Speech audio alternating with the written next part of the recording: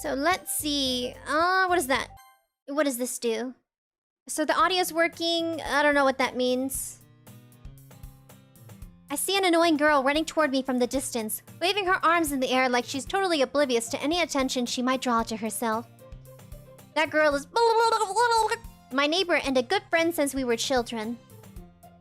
You know, the kind of friend you'll never see yourself making today, but it just kind of works out because you've known each other for so long. So this is after Sayuri dies, too. It's weird, so it's all glitchy. We're just gonna read it and see where it goes. There was two options. There was load game, and then there was this. We used to walk to school together on days like this, but starting around high school, she would oversleep more and more frequently, and I would get tired of waiting up for her. But if she's going to chase after me like this, I almost feel better off running away. However, I just sigh and idle in front of the crosswalk to let... to catch up to me. Wow! And I thought I was glitching out. It's an ordinary school day like any other. Mornings are usually the worst, being surrounded by couples and friend groups walking to school together.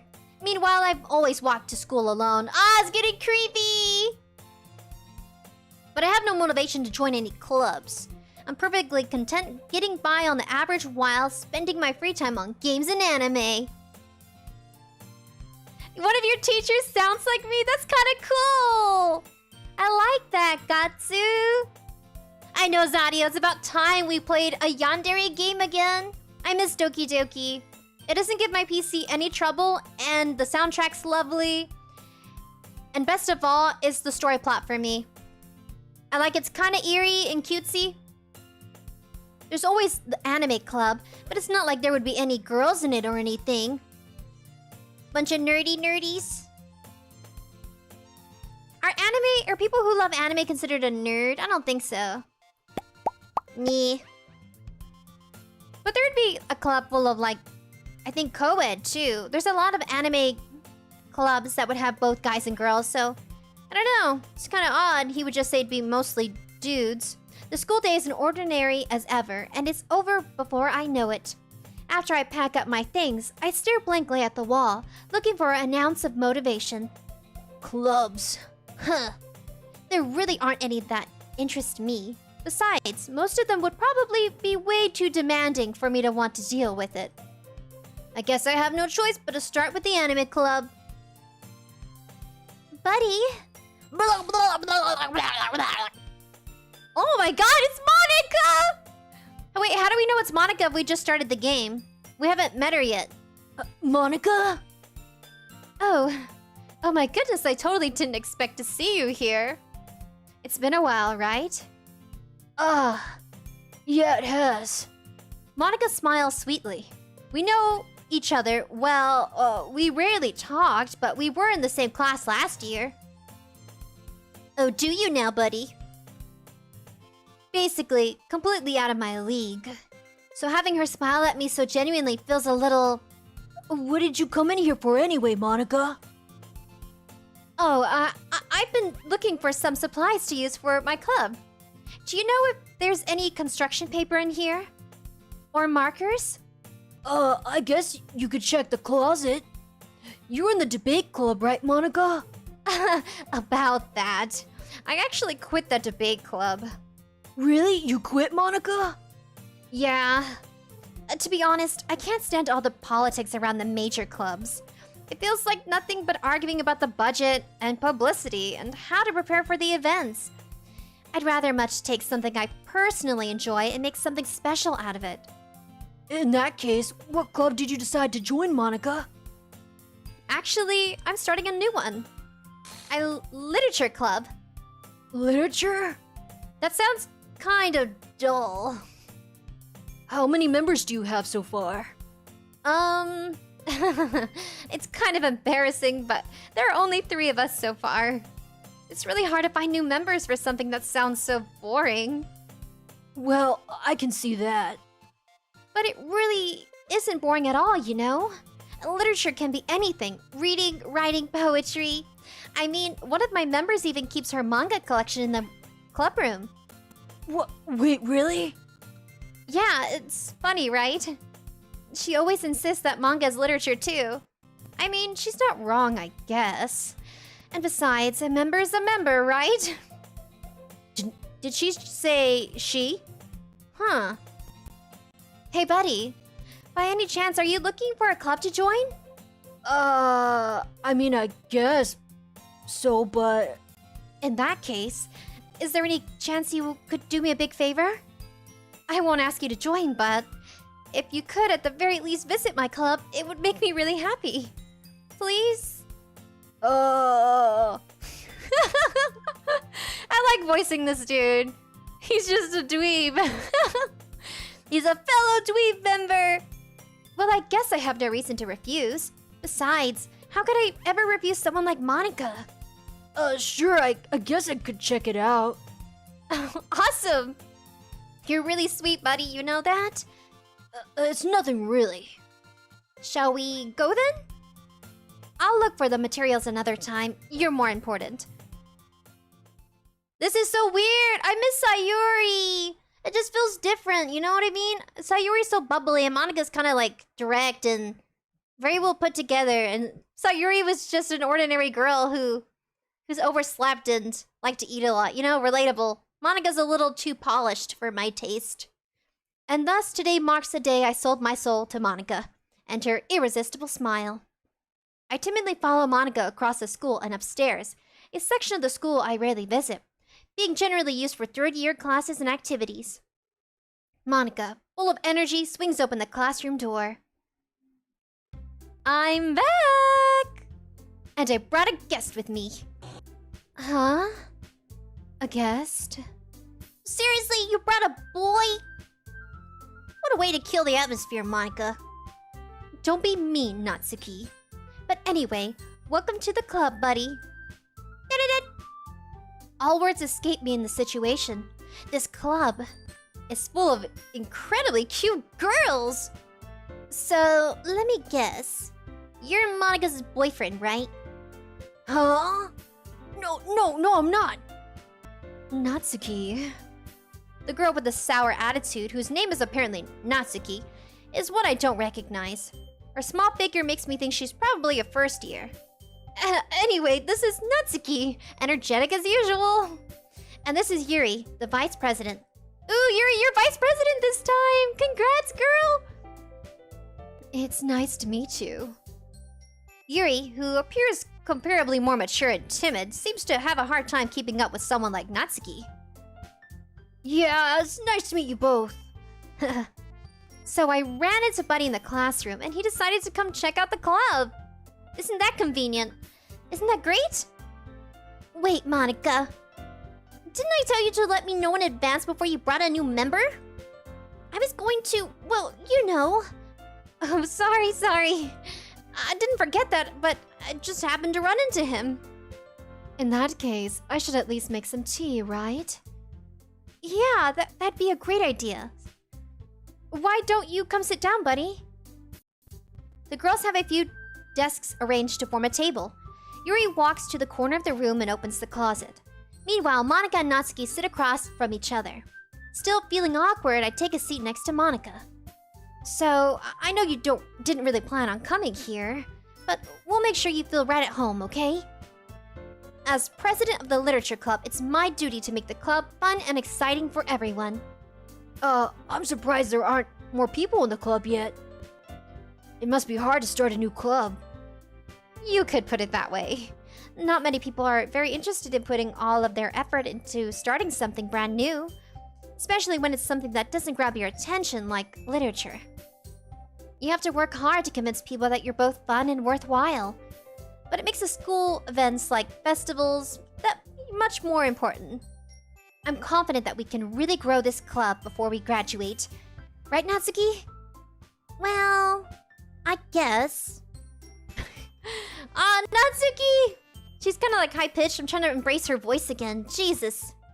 Yeah, I know. We're missing some students, Zario. Hey, Shinzo. What's up, buddy? Yeah, you missed the whole glitchy part of the live stream, and now it's sort of tempered out to balance mode. I was trying to play that demo game, and it didn't work out. It had some... Since it's a demo and it's free to play. I guess it had some minor bugs. And Doki Doki was a second best bet. Also a weird isekai kind of world. Almost, except without the reborn part. So maybe... Is Doki Doki considered isekai? No, because he's not like he didn't die and then go to a different world.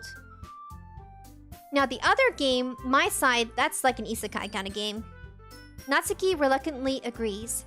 Such different girls, all interested in the same goal. Monica must have really worked hard to just find these two. Yuri returns to the table carrying a tea set. She carefully places the teacup in front of each of us before setting down the teapot in the middle. You keep a whole tea set in the classroom, Yuri? Don't worry, the teachers gave us permission. After all, doesn't a hot cup of tea help you enjoy a good book? I guess. Oh, don't let yourself get intimidated. Yuri's just trying to impress you. Huh? That's not it at all. Insulted, Yuri looks away.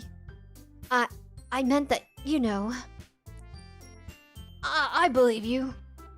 Well, tea and reading might not be a pastime for me, but I at least enjoy tea.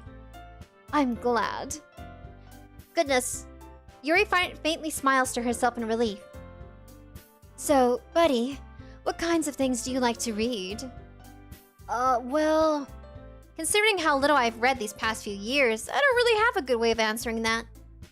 Manga. I mutter quietly to myself, half-jokingly. Natsuki's head suddenly perks up. Looks like she wants to say something but keeps quiet. Not much of a reader, I guess. Well, that can change. What am I saying? I spoke without thinking after seeing Yuri's sad smile. Anyway, what about you, Yuri? Well, let's see. Yuri traces the rim of her teacup with her finger. My favorites are usually novels that build deep and complex fantasy worlds. That level of creativity and craftsmanship behind them is amazing to me. And telling a good story in such a foreign world is equally impressive. Yuri goes on, clearly passionate about her reading. She seems so reserved and timid since the moment I walked in, but it's obvious by the way her eyes lit up that she finds her comfort in the world of books, not people. But you know, I like a lot of things. Stories with deep psychological elements usually immerse me as well. Isn't it amazing how a writer can be so deliberately take advantage of your own lack of imagination to completely throw you for a loop? Anyway, I've been reading a lot of horror lately. I read horror. I read a horror book once. I desperately grasp something I can relate to at the minimal level. At this rate, Yuri might as well be having a conversation with a rock. I didn't expect that from you, Yuri. It suits your personality. Oh, is that so? Really, if a story makes me think or takes me to another world, then I really can't put it down. Surreal horror is often very successful at changing the way you look at the world, if only for a brief moment. I hate horror. Oh, why is that? Well, Natsuki's eyes start over to me for a split second. Never mind. That's right, you usually like to write about cute things, don't you, Natsuki? What? What gives you that idea? You left a piece of scrap paper behind last at the club meeting. It looked like you were working on a poem called... Don't say it out loud! And give it back. Fine. Natsuki, you write your own poems? Well, I guess sometimes. Why do you care? I think that's impressive. Why don't you share them sometime? No. Natsuki averts her eyes. You wouldn't like them. Not very confident writer yet, huh? I understand how Natsuki feels. Sharing your level of writing takes more than just confidence. The truest form of writing is writing into oneself. You must be willing to open up your readers, exposing your vulnerabilities and showing even the deepest reaches of your heart. Do you have writing experience too, Yuri? Maybe if you share some of your work, you can set an example and help Natsuki feel more comfortable enough to share hers. I guess it's the same for you too, huh, Yuri? We all sat in silence for a moment. Damn it, I miss Sayuri, man! It just doesn't feel the same. Hey, I just got an idea. How about this? Natsuki and Yuri look quizzically at Monika. Let's all go home and write a poem of our own. Then, next time we meet, we'll all share them with each other. Oh! This is her OG outfit? Oh, well, thank you! OG! What is I know OG is a slang, but what is OG? OGG.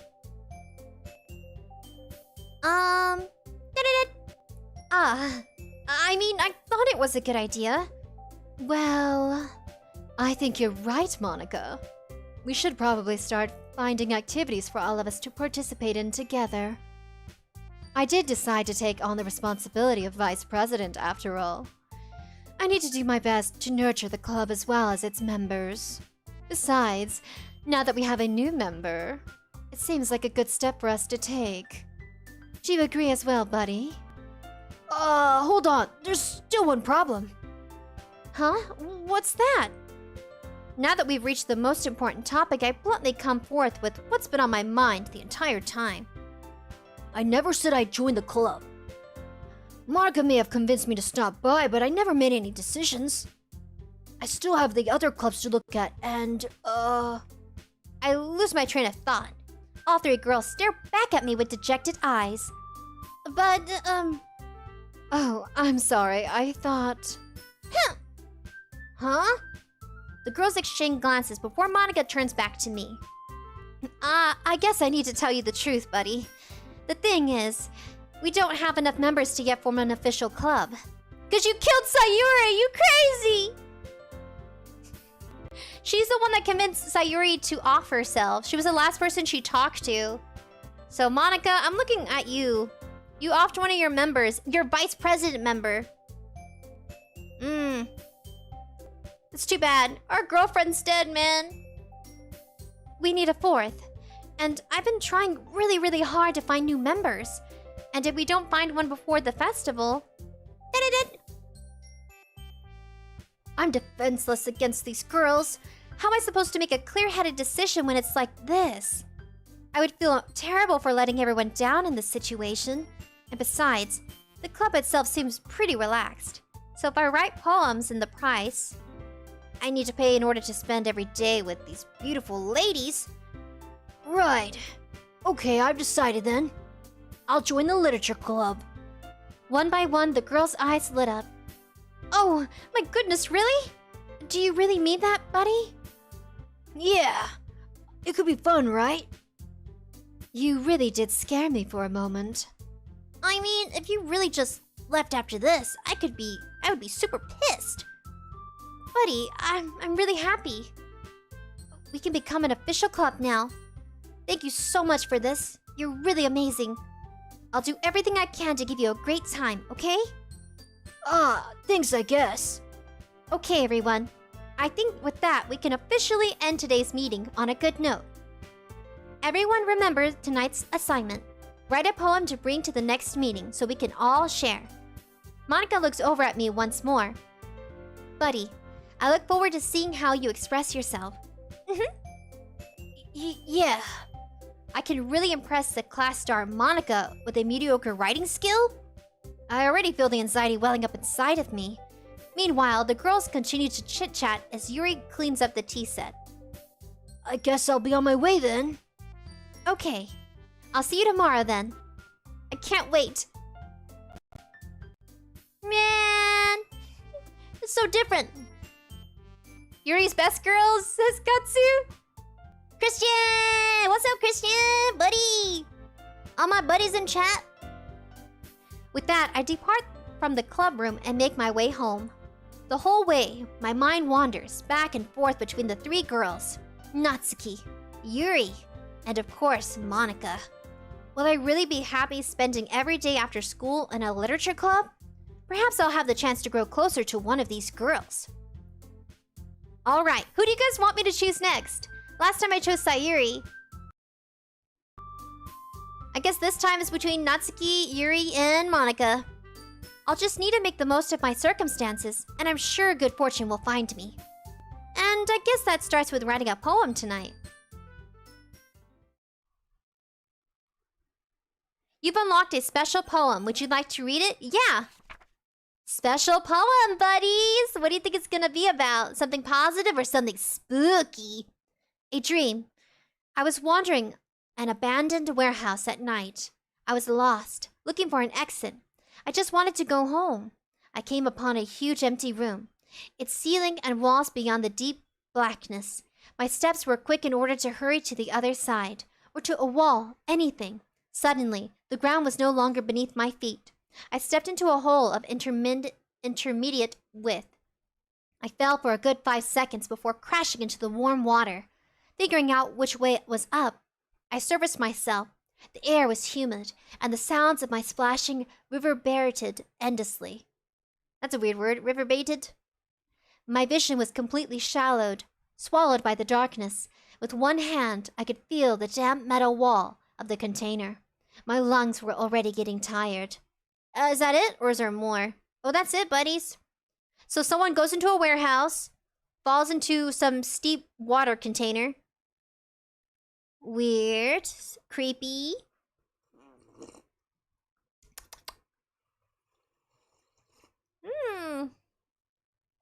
My throat's kind of sore, because I've been sick. Okay, so there goes that creepy poem. Alrighty, let's get on with this poem. Insight, grief, pleasure. It'd be nice if Monica was here. Too bad she's not. I say a bunny. Dream? Electricity? That's weird, Yuri. Yay, Chewy! What's up, buddy? Original gangster? OG? Well, thanks. Thank you. Thank you, Christian. Yeah, there is something different. So my model was glitching out because of the demo game from earlier. And my model ended up reverting back to when I don't have all the cutesy stuff on it. Like the fluffy and the bunny. So this is the closest to the original, yeah. Let's do charm. Lust. Yuri, you into some stuff, lady? Cute. Horror. Graveyard. Anime. Bubbles. Pink. Shiny. Chocolate. Joy. Oh goodness, I have to burp. Lipstick. Fun. Fluffy. Loud. Whistle. Sticky. Is it just me or Natsuki gets me? Another kawaii lady. Hi again, buddy. Glad to see you didn't run on us. Run away, you mean? Nah, don't worry. This might be a little strange for me, but I at least keep my word. Well, I'm back at the literature club. I was the last to come in, so everyone else is already hanging out. Oh my god, Yuri! Oh, Jesus. Thanks for sharing your promise, buddy. Oopsie. I was trying to remember her voice in mid-word. Okay, so it's... I hope this isn't too overwhelming of a comment for you. a commitment. Making you dive headfirst into literature when you're not accustomed to it. Natsuki, you're also glitching out. Oh, come on. Like he deserves any slack. You already had to be dragged here by Monica. I don't know if you plan to visit just to come here and hang out or what. But if you don't take us seriously, then you won't see the end of it. Natsuki, what does this say? Monica, you're in the way. I can't read, Monica! Natsuki finds herself stuck between saying Monica and manga. Manga is literature! Swiftly defeated, Natsuki plops back into her seat. Oh, I'm so sorry, buddy. We'll make sure to put your comfort first, okay? Yuri scoots Natsuki with a disappointed glance. Anyway, now that you're in the club and all, perhaps you might have interest in picking up a book to read? Well, I can't say no either way. Like you said, I'm in the club now. So it only feels right for me to do something like that if you ask. Wait? I didn't mean it like that. If you don't really want to, then forget I said anything, I guess. No, it's not that, Yuri. I want to try to be a part of the club. So even if I don't read often, I'll be happy to pick up a book if you wanted me to. Are you sure? I just felt like, well, as vice president and all, that I should help you get started on something you might like. Yuri reaches into her bag and pulls out a book. I didn't want you to feel left out, so I picked out a book that I thought you might enjoy. It's a short read, so it should keep your attention even if you don't usually read. And, of course, you know. We could discuss it if you want. How is this girl accidentally being so cute? She even picked out a book she thinks I like, despite me not reading much? Yuri, thank you. I definitely will read this. I enthusiastically take the book. Oh, phew. Well, you can read it at your own pace. I look forward to hearing what you think. Now that everyone's settled in, I expected Monica to kick off now with the schedule activities for the club. But that doesn't seem to be the case. Yuri's face is already buried in the book. I can't help but notice her intense expression, like she was waiting for this chance. Meanwhile, Natsuki is rummaging around in the closet. I know! Yuri and Natsuki are getting all freaky! They're glitching out, just like the beginning of live stream. I heard Natsuki utter an exasperated sigh from within the closet. She seems to be annoyed by something. I approached her in case she needed a hand. You looking for something in there? Lucky Monica! She never puts my stuff back in the right spot. What's the point of keeping your collection organized if someone else is just gonna mess it up? Natsuki slides a bunch of stacked books and boxes across the shelf. Manga. You read manga too, right? Sometimes. Manga's one of those things where you can't admit you really are into it until you figure out where the other person stands. How did you know anyway? I heard you bring it up at some point. Besides, it's kind of written on your face. What's that supposed to mean? I see. There's a lone volume of manga amidst a stack of various books on the side of one of the shelves. Curious, I pull it out of the stack. There it is! Natsuki snatches out of my hand. She then turns to a box of manga and slips the volume right into the middle of the rest. Much better. Seeing a box set with one missing is probably the most irritating sight in the world. I know that feel. I get a closer look at the box set she's admiring. Parfait Girls? It's a series I've never heard of in my life. That probably means it's either way out of my demographic, or it's simply terrible. If you're gonna judge, you can just do it through the glass on that door. She points to the classroom door. Hey, I wasn't judging or anything. I didn't even say anything. It was the tone in your voice. But I tell you one thing, buddy. Consider this a lesson. Oh, what? Oh my gosh! Don't judge a book by its cover. She's glitching! This isn't fair. I like Natsuki, actually. In fact, Natsuki pulls out the first volume of Parfait Girls from the box. I'm gonna show you exactly why. She shoves the book right into my hands. I stare at the cover. It's featuring 4 girls in colorful attire, striking animated feminine poses. It's exceedingly moe. Don't just stand there. Natsuki grabs my arm and pulls me out of the closet. She then takes a seat against the wall beneath the windowsill. She pats on the ground next to her, signaling me to sit there. Wouldn't chairs be more comfortable, Natsuki? I take my seat. Chairs wouldn't work. We can't read at the same time like that. Huh? What's that? I guess it's easier to be closer together like this. Don't say that. You'll make me feel weird about it. Natsuki crosses her arms and scooches an inch away from me. Sorry. I didn't exactly expect to be sitting this close to her either. Not that I can say it's a particularly bad thing.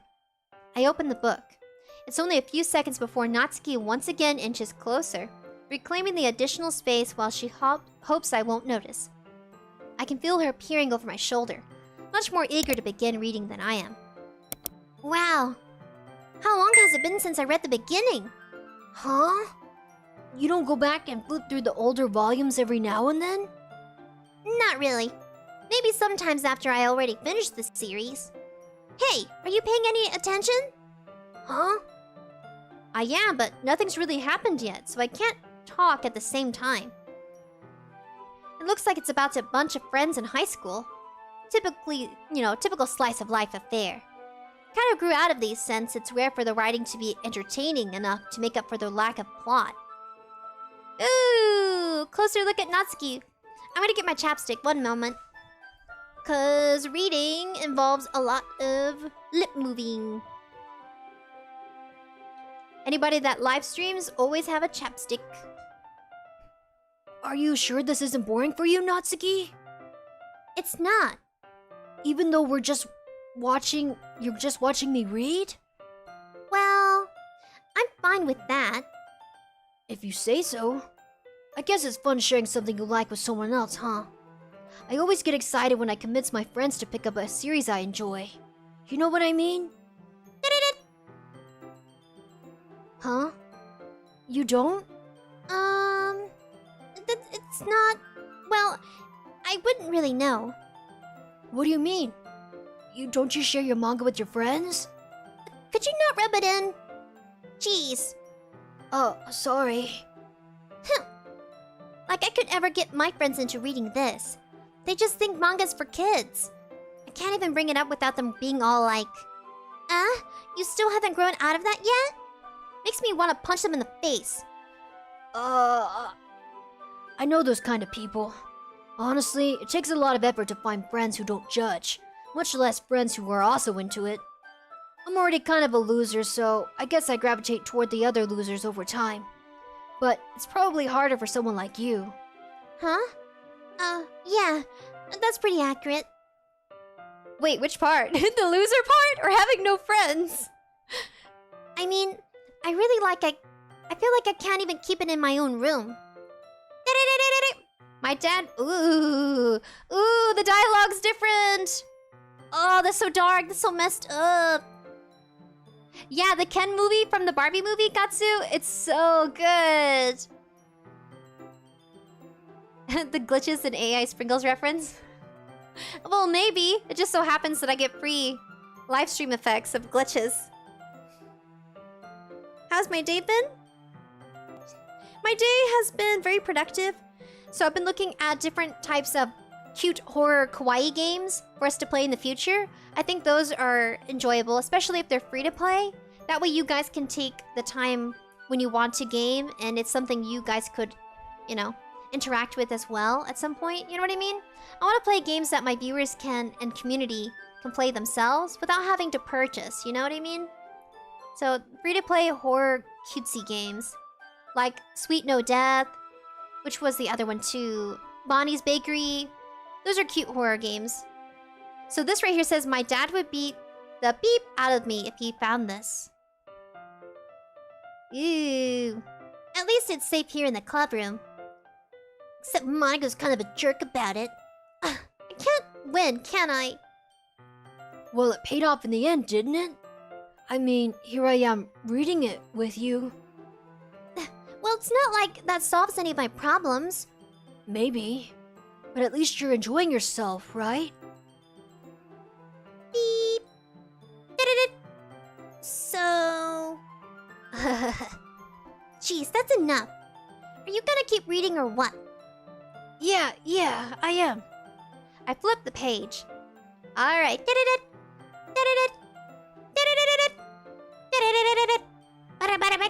Time passes. Natsuki Strinley is quiet now. I glance over at her. Oh, she's sleeping! This is different! Last time she was entertained. Ayo! Then go ahead and punch them. Don't take your anger and frustration out on them, buddy. Oh, Christian! Yeah, so Natsuki's upset that her friends would make fun of her for everything and stuff like that. I didn't have friends that would make fun of me for manga. So Doki Doki Literature Club takes place in Japan, and Japan has like a different view on people who really love anime and manga. So at least from what I understood, the anime man, he does a good job at explaining it in his videos. You can probably check him out. So his mom is Japanese and his dad is Australian. So he's like both. So he decided to move to Japan to discover more of his culture and to enjoy it with his viewers community. But I think mostly because he just really enjoys living there and he likes just the atmosphere, the people, overall, like the respect and modest. Maybe it's like the respectful, modest people he has ran into compared to other places, maybe? I don't know too much on how he feels about when he lived in Australia. I think he was raised in Australia but would go back and forth with his family. So I do follow Aki Dearest, the anime man. Then they have Connor Seadog, VA. Then they have Journey Across Japan with Chris. He's there. Chris is also... I follow his girlfriend. She goes by... what is her name's like almost like a Pokemon? Charmelon? She's really cool. Yeah, they're dating now, which is... their personalities match. She's real sweet, very bubbly. And then he likes to be an entertainer, spokesman kind of guy. I do recommend them. You don't have a single friend? We're your friends, Audio. See, this community is full of buddies. And buddies are considered friends. So never feel alone. Remember, you guys can always hang out. And we can chill and chat. And enjoy games together. It looks like she started to fall asleep. Hey, Natsuki. Yeah? Suddenly, Natsuki collapses straight onto me. Hey! Oh my god! No, Natsuki! It's messing with her face, man!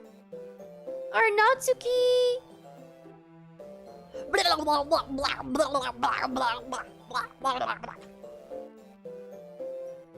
Oh gosh. Oh no, Monica. Oh jeez. Natsuki, are you okay? Here.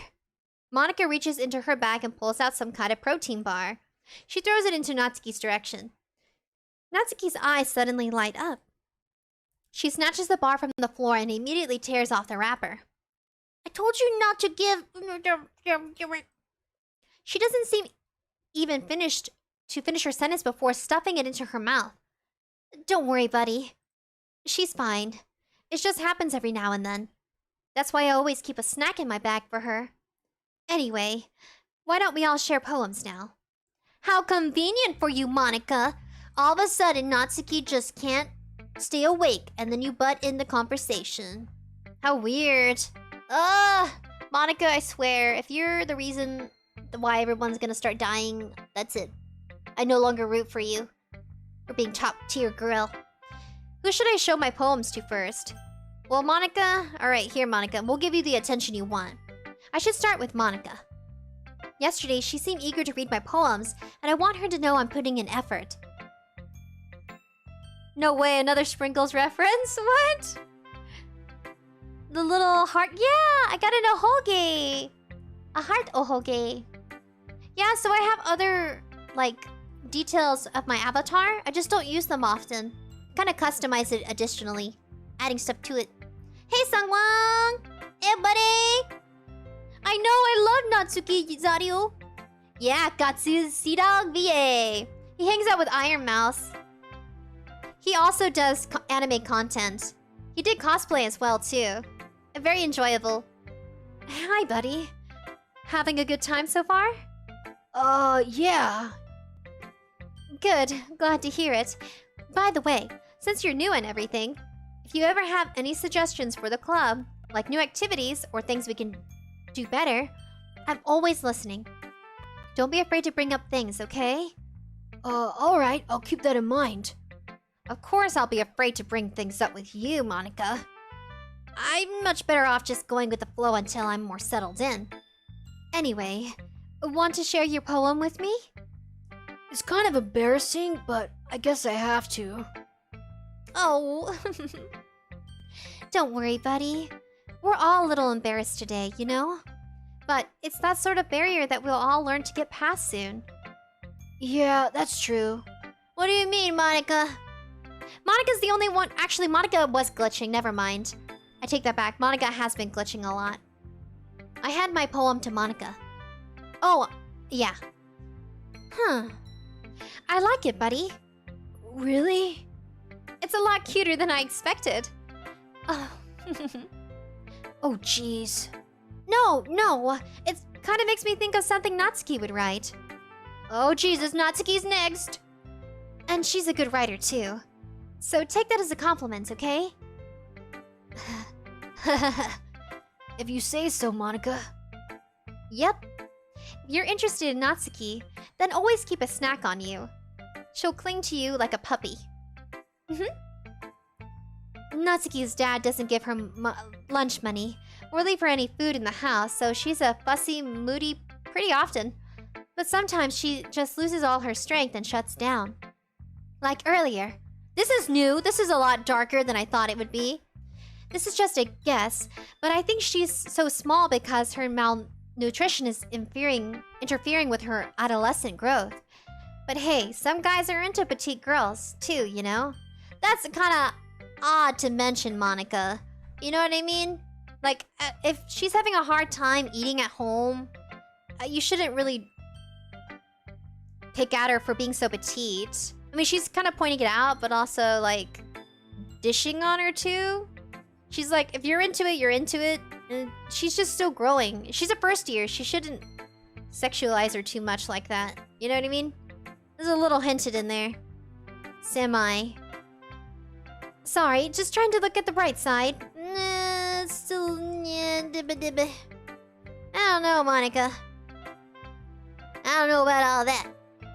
Anyway, you can read my poem now. But don't worry, I'm not very good. That sounds pretty confident for somebody who claims not to be very good. Well, that's because I have to sound confident. Well, that doesn't mean I always feel that way, you know? I see. Well... Oh, well, at least I'll read it then. Ah, Sangwon! No, buddies! I'm happy to have you guys. Alright, this says hole in the wall. So we read this before.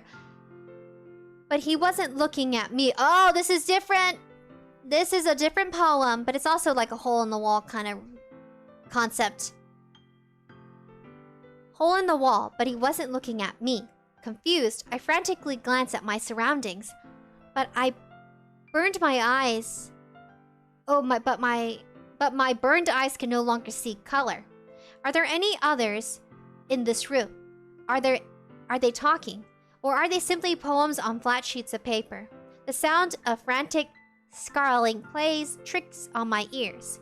The room begins to crickle, closing in on me. Her handwriting's so hard to read!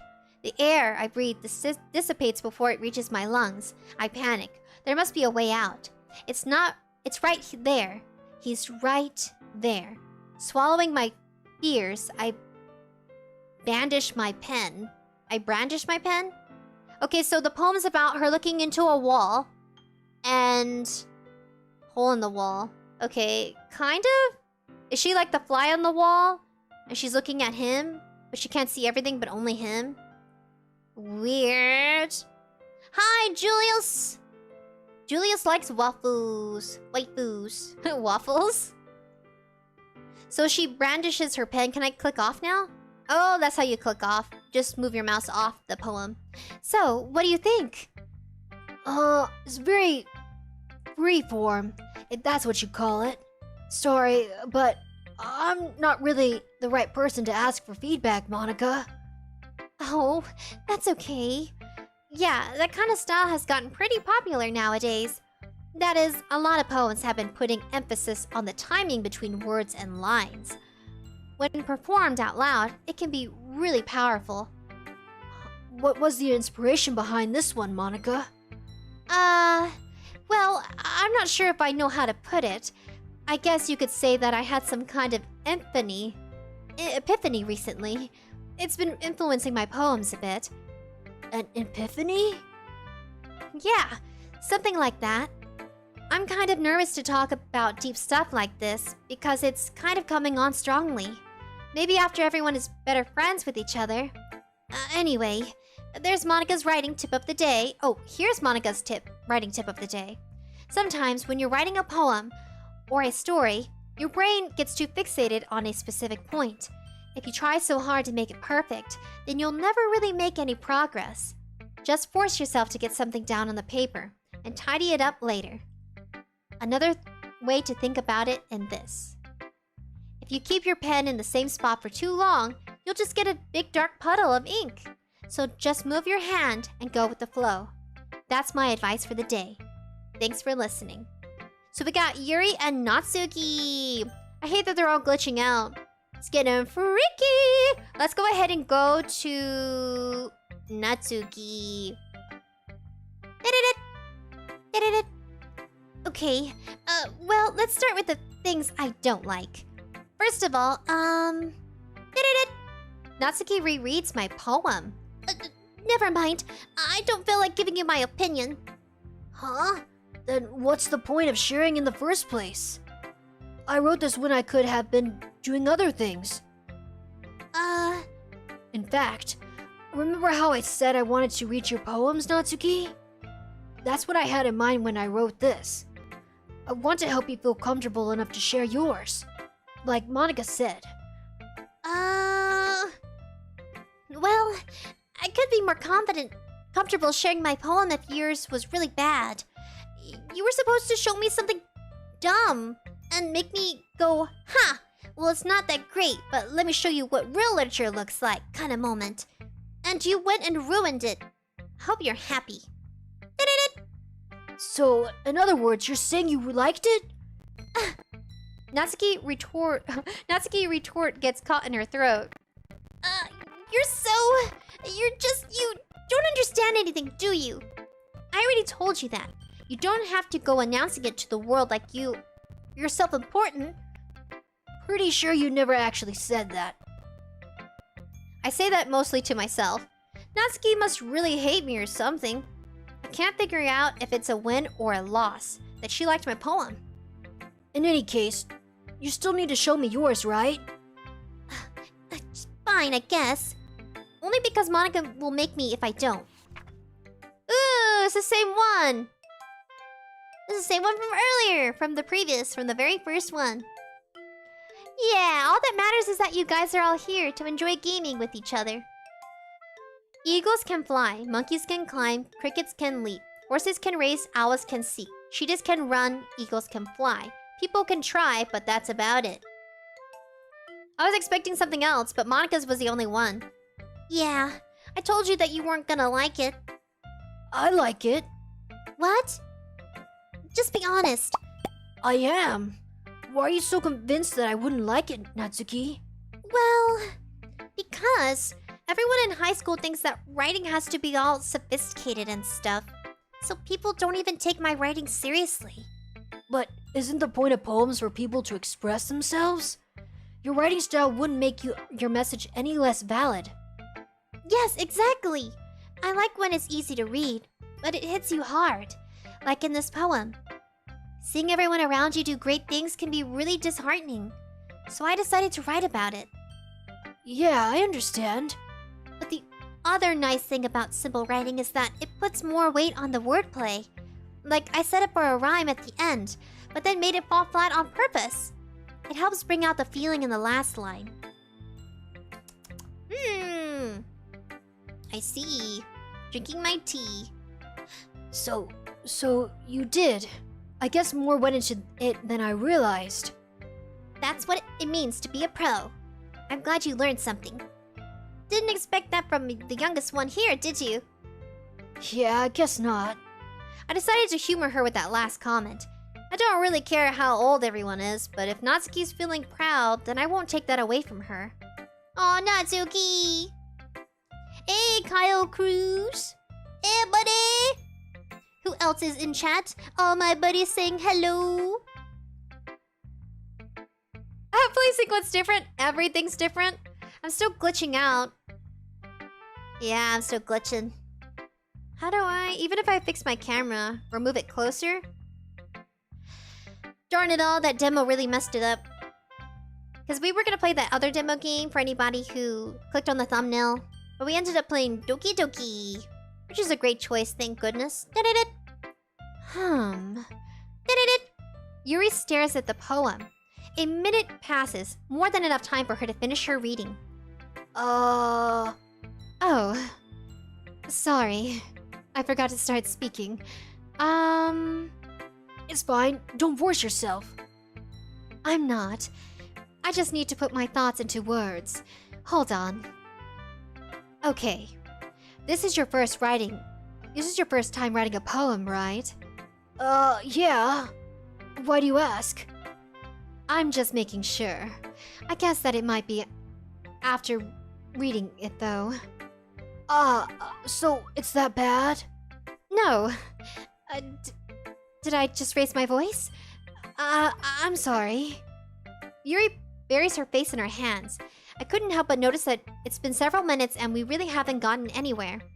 It might take Yuri a while to get used to new people. It's fine. I didn't notice. What were you saying again, Yuri? Right, it's just that there are specific writing habits that are usually typically of new writers. And having been through that myself, I kind of learned to pick up on them. I think the most noticeable thing I recognize in new writers is that they try to make their style very deliberate. In other words, they tend to pick a writing style separate from the topic matter, and they form-fit the two together. The end result is that both the style and the expressiveness are weakened. Once Yuri finds her train of thought, it's as if her demeanor totally changes. Her stammering is completely gone, and she sounds like an expert. Of course, that's not something you can be blamed for. There are so many different skills and techniques that go into writing even a simple poem. Just not finding them and building them, but getting them to work together is probably the most challenging part. It might take you some time, but it all comes with practice and learning by example and trying new things. I also hope that everyone else in the club gives your valuable feedback. Natsuki can be a little bit biased, though. Biased? How? Well, never mind. I shouldn't be talking about people like that. Sorry. It's fine. It's okay, Yuri. I'm not sure if Yuri is apologizing to herself, to me, or to Natsuki. Do you mind if I read your poem now, Yuri? Please do. I'd love to share my thought process behind it. Yuri smiles dreamily, as if that's a rare opportunity for her, which in itself is kind of funny. After all, isn't this supposed to be a literature club? Alright, Yuri, is yours different? Jesus, Yuri, yours is so hard to read. Ghost under the light. The tendrils of my hair illuminate beneath the amber glow, bathing. It must be this one. The last remaining streetlight to have withhold the test of time. The last to get replaced by the sickening blue-green hue of the future. I bathe. Calms, breathing air in the present, but living in the past. The light flickers, I flicker back. Dang it, Yuri and Monica have the worst handwriting, at least for me in perspective. It's beautiful, very cursive-y, but it's so hard and so thin. I like that Natsuki's was just chunky and bold like Sayuri's. I'm sorry. I have such terrible handwriting. Oh damn, you read my mind. What? I wasn't thinking that at all. I was thinking that. I don't know what you're talking about, buddy. But it looks like it took you a long time to read. Well, I just don't read scripts very often. I actually think your handwriting is very pretty, Yuri. Huh? That's a relief. Also, I like the poem. Even though it's short, it was really descriptive. It wasn't too short, was it? I usually write longer poems. Not at all. I'm really glad you liked it. I'll be honest. Since it's our first time sharing, I wanted to write something a little more mild. Something easy to digest, I suppose. Are you into ghosts, Yuri? Actually, the story isn't about a ghost at all, buddy. Really? I must have totally missed the point. Well, I suppose you did only glance over it after all. But remember that poets often express their own thoughts, feelings, and experiences in their work. They usually do more than tell a simple story or paint a picture. In this case, perhaps the subject of the poem is only being symbolically compared to a ghost. lingering in her last remaining place of comfort, unable to let go of the past. And soon to be left with nothing. Ooh, so spooky! Ooh! Be left with nothing but solace. That's a lot more solemn putting it that way. I hadn't even thought of that, Yuri. That's quite impressive. It's nothing, really. Well, it makes me happy that you think that. Just remember that it won't be long before you pick up on these things, too. Yeah, maybe you're right. I guess I'll have to keep writing. I'm counting on you, buddy. Woo! Hey, alles for buddy. 𝐻𝐿𝐼 no way cyberpunk on release is AI Sprinkles reference. What? Nah. You must be kidding, 𝐻𝐿𝐼. Kyle, yeah. Yeah, the model's still different. Oh man, I wish I wasn't glitching so much. Jesus. I don't think it's my camera. I think it's the software for VTube Studio. I wish they'd improve it. They need more updates. Phew. I guess that's everyone. I glance around the room. That was a little more stressful than I anticipated. It's as if everyone is judging me for my mediocre writing abilities. I had to drink some tea. My voice. Whee.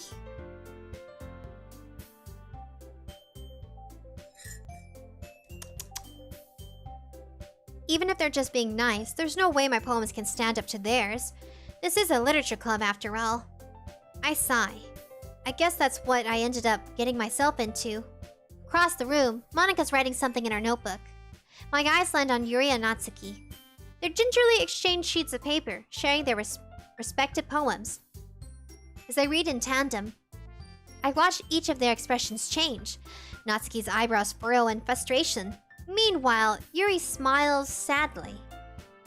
What is with this language? Huh? Did you say something? Oh, that's different. Oh, it's nothing. Natsuki dismissively returns the poem to the desk with one hand. I guess you could say it's fancy. Oh, thanks. Yours is cute. Cute? Did you completely miss the symbolism or something? It's clearly about the feeling of giving up. How can this be cute? I know that. I just meant... the language, I guess. I was trying to say something nice. Huh? You mean you had to try that hard to come up with something nice to say? Thanks, but it really didn't come out nice at all, Yuri. Well, I do have a couple of suggestions, Natsuki. If I was looking for suggestions, I would have asked someone who actually liked it. Which people did, by the way. Monika liked it, and Buddy did too. So based on that, I gladly give you some suggestions of my own. First of all... Excuse me? I appreciated the offer, but I've spent a long time establishing my writing style. I didn't expect it to change anytime soon. Unless, of course, I come across something particularly inspiring. Which I haven't yet. And Buddy liked my poem too, you know. He even told me he was impressed by it. Natsuki suddenly stands up. Oh, I didn't realize you were so invested in trying to impress our new member, Yuri. That's not what I... You're just... Yuri stands up as well. Maybe you're jealous that Buddy appreciates my advice more than he appreciated yours, Natsuki. And how do you know he didn't appreciate my advice more, Yuri? Are you that full of yourself? No. I was just... if I was full of myself, I would deliberately go out of my way to make everything I do overly cutesy. Well, you know what? I wasn't the one whose boobs magically grew a size bigger as soon as Buddy started showing up. Oh! Girls, man! They get feisty! Natsuki! Natsuki, that's a little... This doesn't involve you.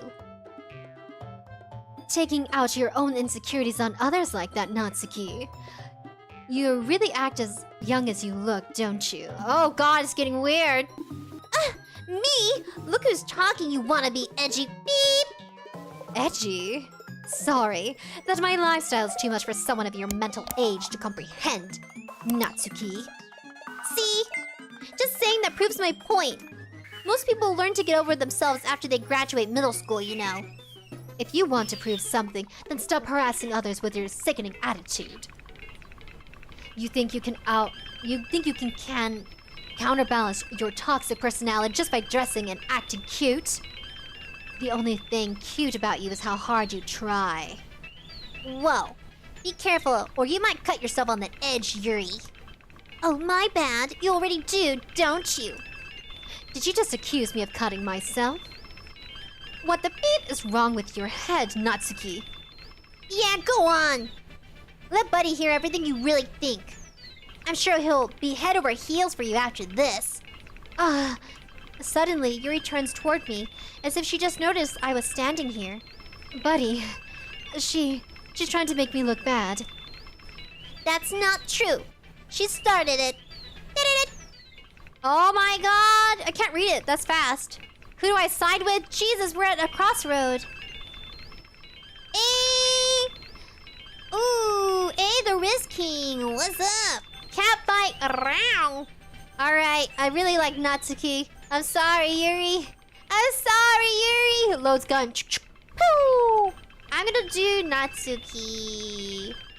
Yuri went all in, but dang, Natsuki did too about her boobs and stuff. I don't know, did they get any bigger? Oh god, I'm glitching. Dang it.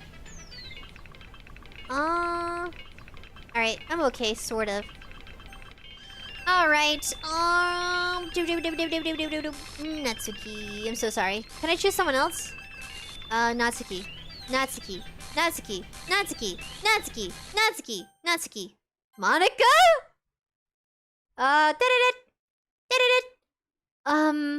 Hey buddy. Why don't we step outside for a little bit? Oh my god, Monica. Are you not gonna acknowledge your friends are glitching out and they're frozen in time? Okay? I guess. Sorry about that. They really shouldn't have tried to get you involved. It's probably better for us to stay out of this. We'll go back inside once they're done yelling. Some president I am, right? I can't even confront my own club members properly. I just wish I was able to be a little more assertive sometimes. But I never have it in me to put my foot down against others. You understand, don't you, buddy? Anyway, if this makes you want to spend less time with the others, then that's fine. I'd be happy to spend time with you instead. Oh, it's getting weird, man. I chose Natsuki! Suddenly, Natsuki runs out of the classroom. She quickly runs away. Oh dear. Well, it looks like they're done. Damn, Yuri must have went ham on Natsuki. I didn't mean it. I didn't mean it. I didn't mean it. Yuri is rocking back and forth in her desk and her palms on her forehead. Yuri? I didn't mean it. I believe you. I have no idea what Yuri might have said to Natsuki. Or did. Buddy, please don't hate me. Please. I'm not really like this. There's something wrong with me today. It's fine, Yuri. We know you didn't mean it. Besides, I'm sure Natsuki will forget all about it by tomorrow. Completely. Anyway, the meeting's over so you can go home now if you want. Yuri looks at me while she wants to say something. Oh, I bet something's going on here. I bet something's going on here, buddies. But she keeps glancing at Monica. You can go first, Monica. I'd like to stay a little bit longer. I'm the president, so I should be the last one out. I'll wait for you to be done. Yuri wants to tell me the truth. Well, I'm vice president, so please let me take the responsibility today. It kind of sounds like you don't want me to be around for something, Yuri. It's not that. It's not that.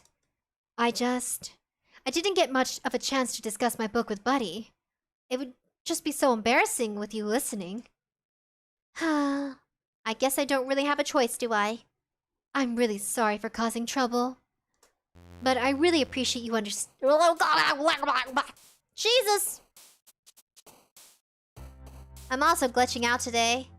I wish I could restart VTube Studio. Man. So weird. Maybe it's like dust. Maybe there's dust on the lens. Okay, so after glitching out, we'll go on the next one. Despise, Crimson, Ribbon, Depression, just picking random.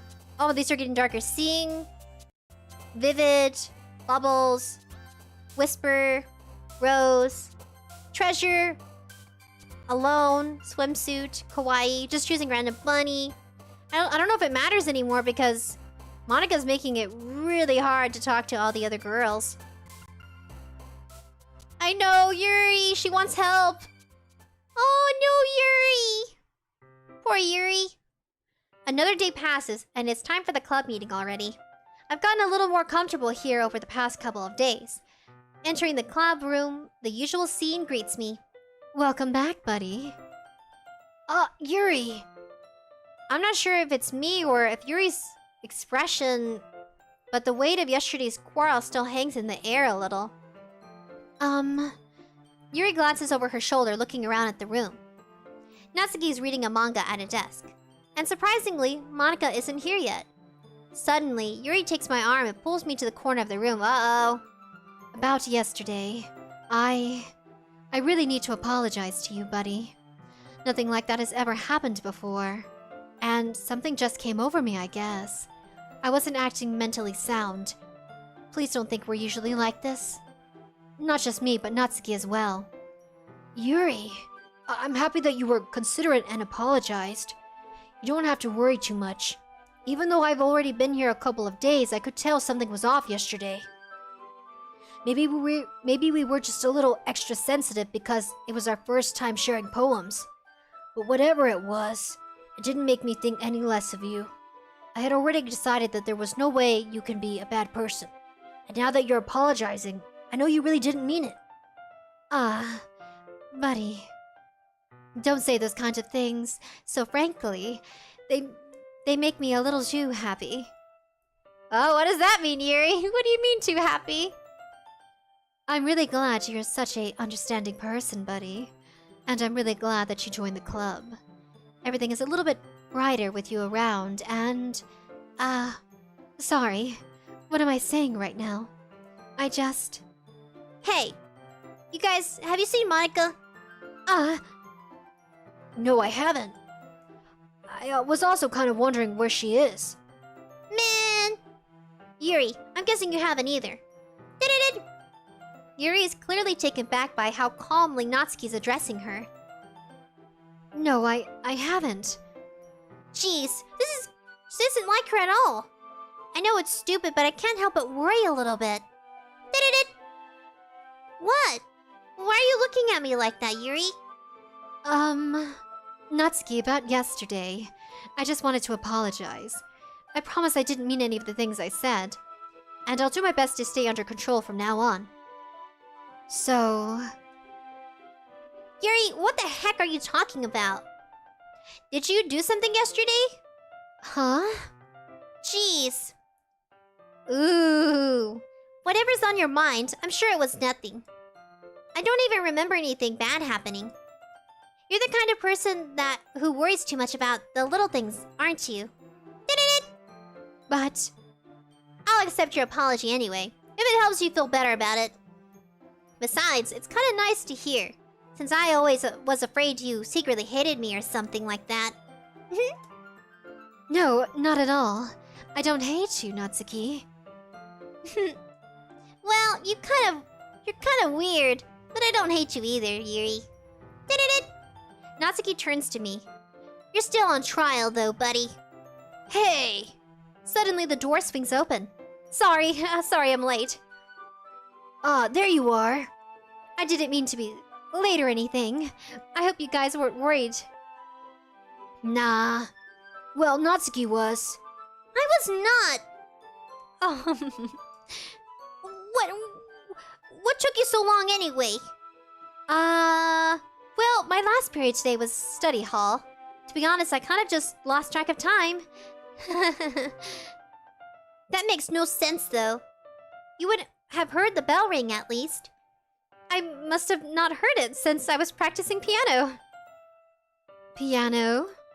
I wasn't aware you practiced piano as well, Monica. I don't... Give me more credit than I deserve. Don't give me more credit, I mean. I guess I've been practicing it for a while, but I'm still not really good at it yet. Still? That must require a lot of dedication. So I'm still impressed. Well, thanks, Yuri. You should play something for us sometime. That's, Monica looks at me. Well, I'm working on writing a song, but it's not quite done yet. Maybe once I get a little bit better, I will. That sounds cool. I look forward to it. Is that so? In that case, I won't let you down, buddy. Monica smiles sweetly. I didn't mean any pressure or anything like that, Monica. Don't worry. I wasn't hoping that I could share it. I was hoping I could share it with you anyway. I guess that's why I've been practicing so much secretly. I see.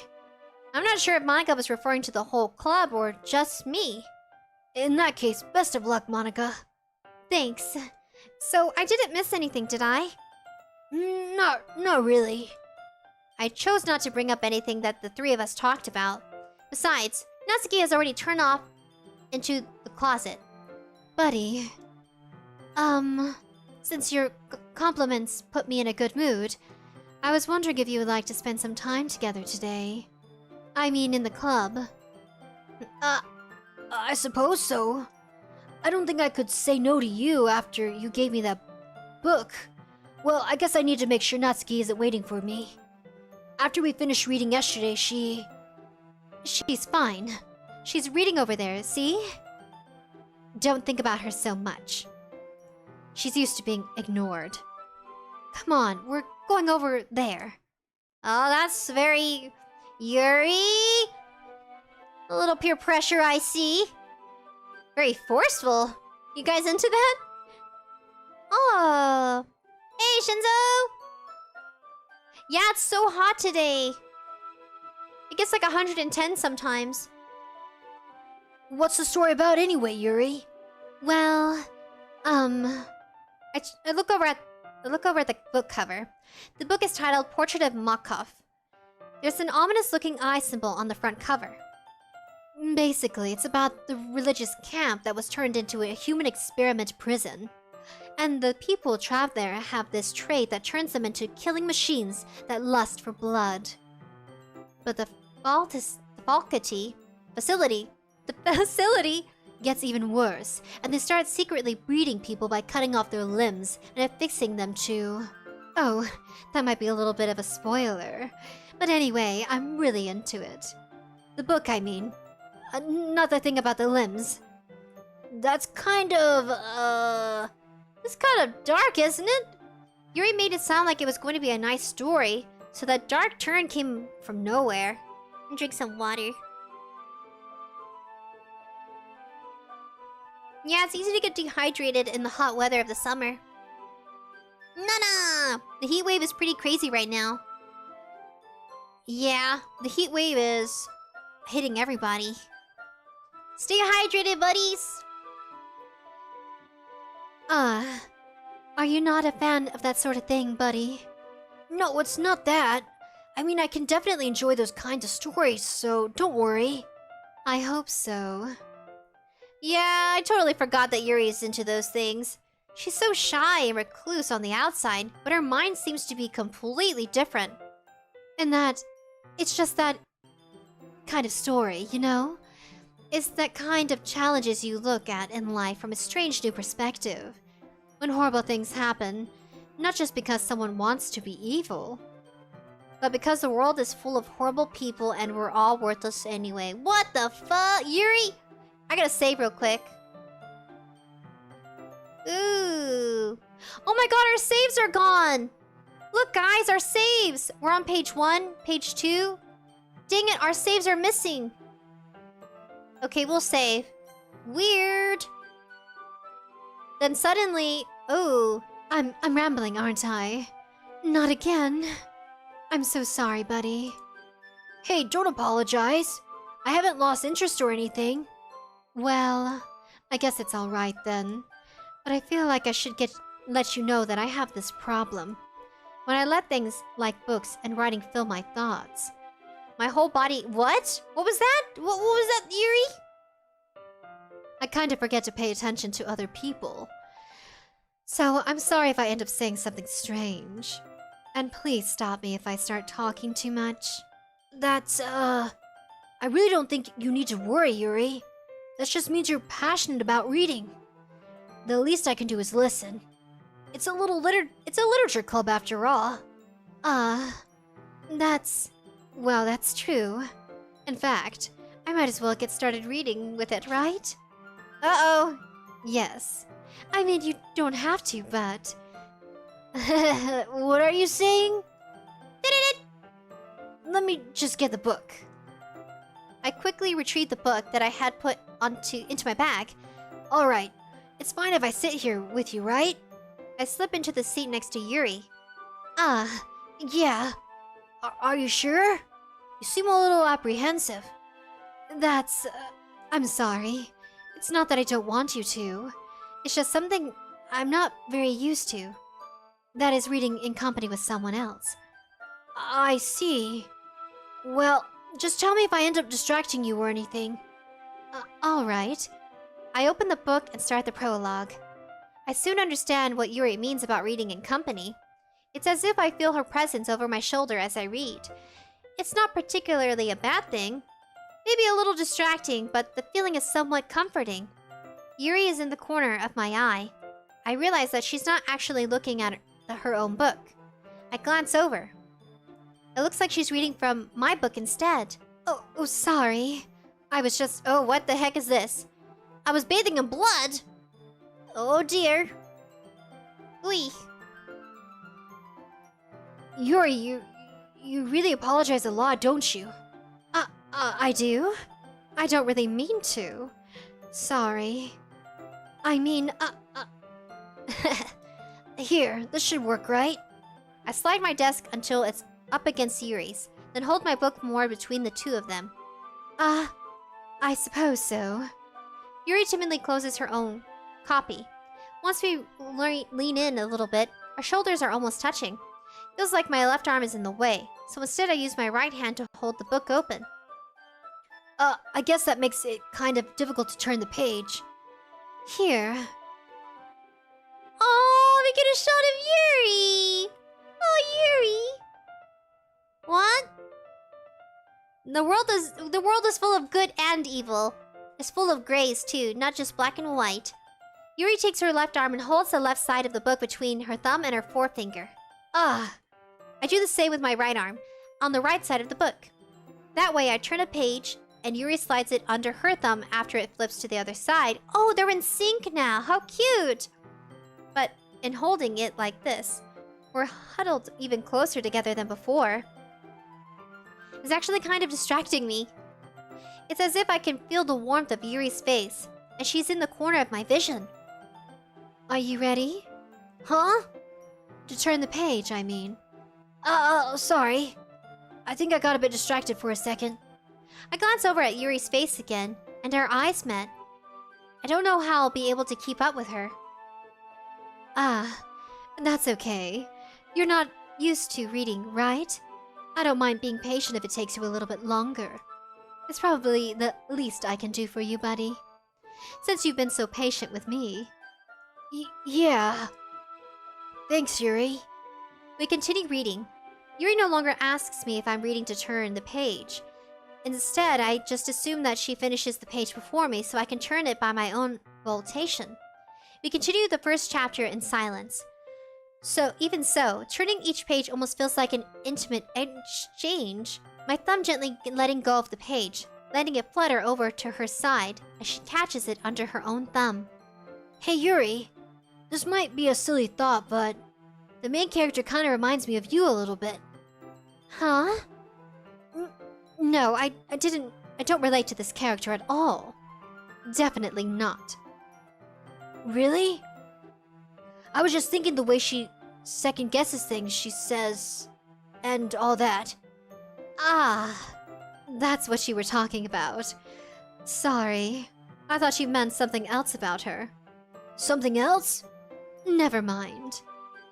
We didn't even get that far yet in the book. So I don't know why that came into my head. Yuri, are you feeling alright? Huh? Yuri's been a little fidgety ever since we started reading together. You can rest if you're feeling sick or something. Your breathing's a little... My breathing? Yuri puts her hands onto her chest as if it's to feel her heartbeat. I didn't even notice. Anyway, I'm fine. I just need some water. Alright, don't push yourself, Yuri. Let's get in freaky! Yuri stands up and practically rushes over to out of the classroom. What on earth was that about? Buddy, did something happen just now? How interesting, Monica, that you just happen to know what's going on. Huh? I have no idea. Yuri was acting a little strange, I guess. Do pardon me, buddies. I'm a little feverish. My throat's kind of sore from the big C. It's been on and off lately, I'll feel it. I've been trying to eat a lot of honey and tea, and drink tea with a lot of honey. But I still kind of feel like a little... I don't know. I feel exhausted, kind of. But we'll keep reading. I'll be strong for you, buddies. So you don't know anything, then? Sorry, I can't say that I do, Monica. Are you worried about her? Oh, no, not really. I was just making sure that you didn't do anything to her. No, nothing at all. Don't worry, I believe you, silly. Yuri just does this sometimes, so it's nothing alarming. Alright, if you say so, Monica. Anyway, why don't we start with sharing our poems with each other? Huh? Shouldn't we wait for Yuri? Well, she might be a while, so I just figured we'd get started without her. Is that okay? Yeah, I was just asking. I stand up. I make a mental note of where I left off in the book, then slip it back into my bag. Alright, Monica. Who should I show my poem to first? I guess Monica, since she's really pushing we have time with her. Chicken! Everybody chicken, chicken! Cheep, cheep, cheep, cheep, cheep. Cheep, cheep, cheep, cheep, cheep. Cheep, cheep, cheep, cheep. Hi again, buddy. How's the writing going? Alright, I guess. I'll take that. As long as it's not going bad. I'm happy that you're applying yourself. Maybe soon you'll come up with a masterpiece. I wouldn't count on that, Monica. You never know, buddy. Want to share what you wrote for today? Sure, here you go. I give my poem to Monica. Alright. Great job, buddy. I was going to say, oh, in my head while reading it. It's really metaphorical. I'm not sure why, but I didn't expect you to go for something so deep. I guess I understand I underestimated you. It's easiest for me to keep everyone's expectations low. That's why it always counts when I put in some effort.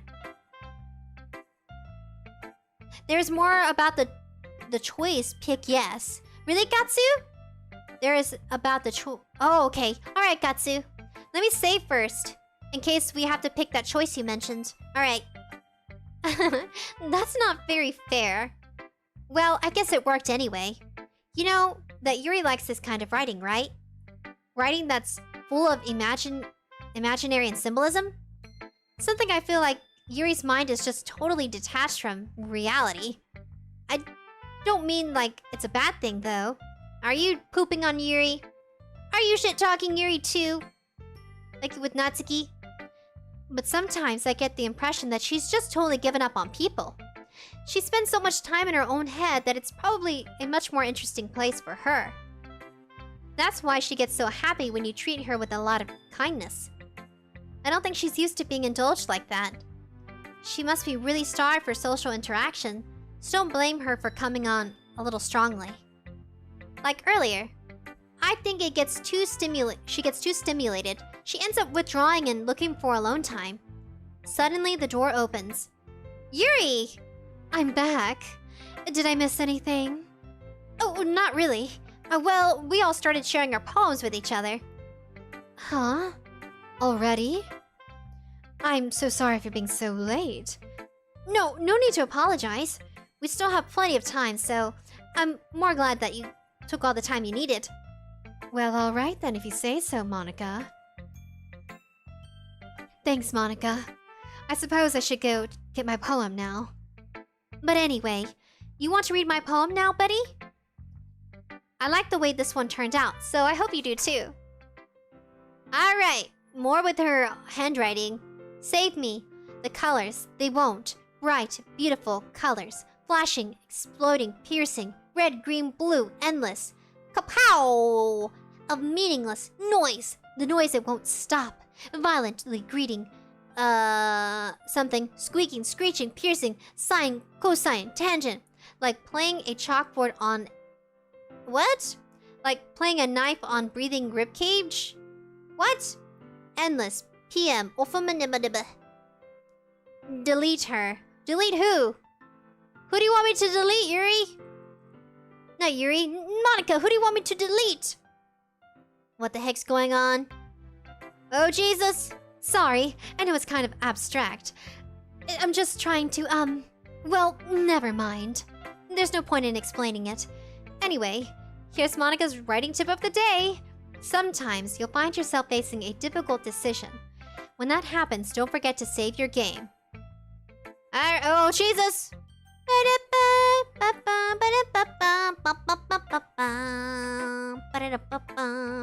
You never know when, who am I talking to? Can you hear me? Tell me you can hear me. Anything? Please help me. Uh-oh, buddy, something's going on here.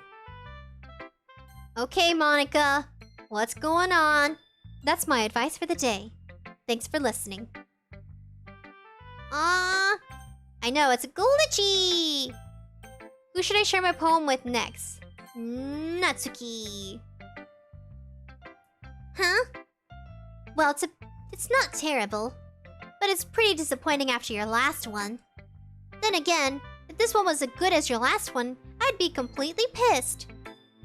Oh, really? Well... Oh, well, I guess I wanted to try something a little different this time, Natsuki. Fair enough.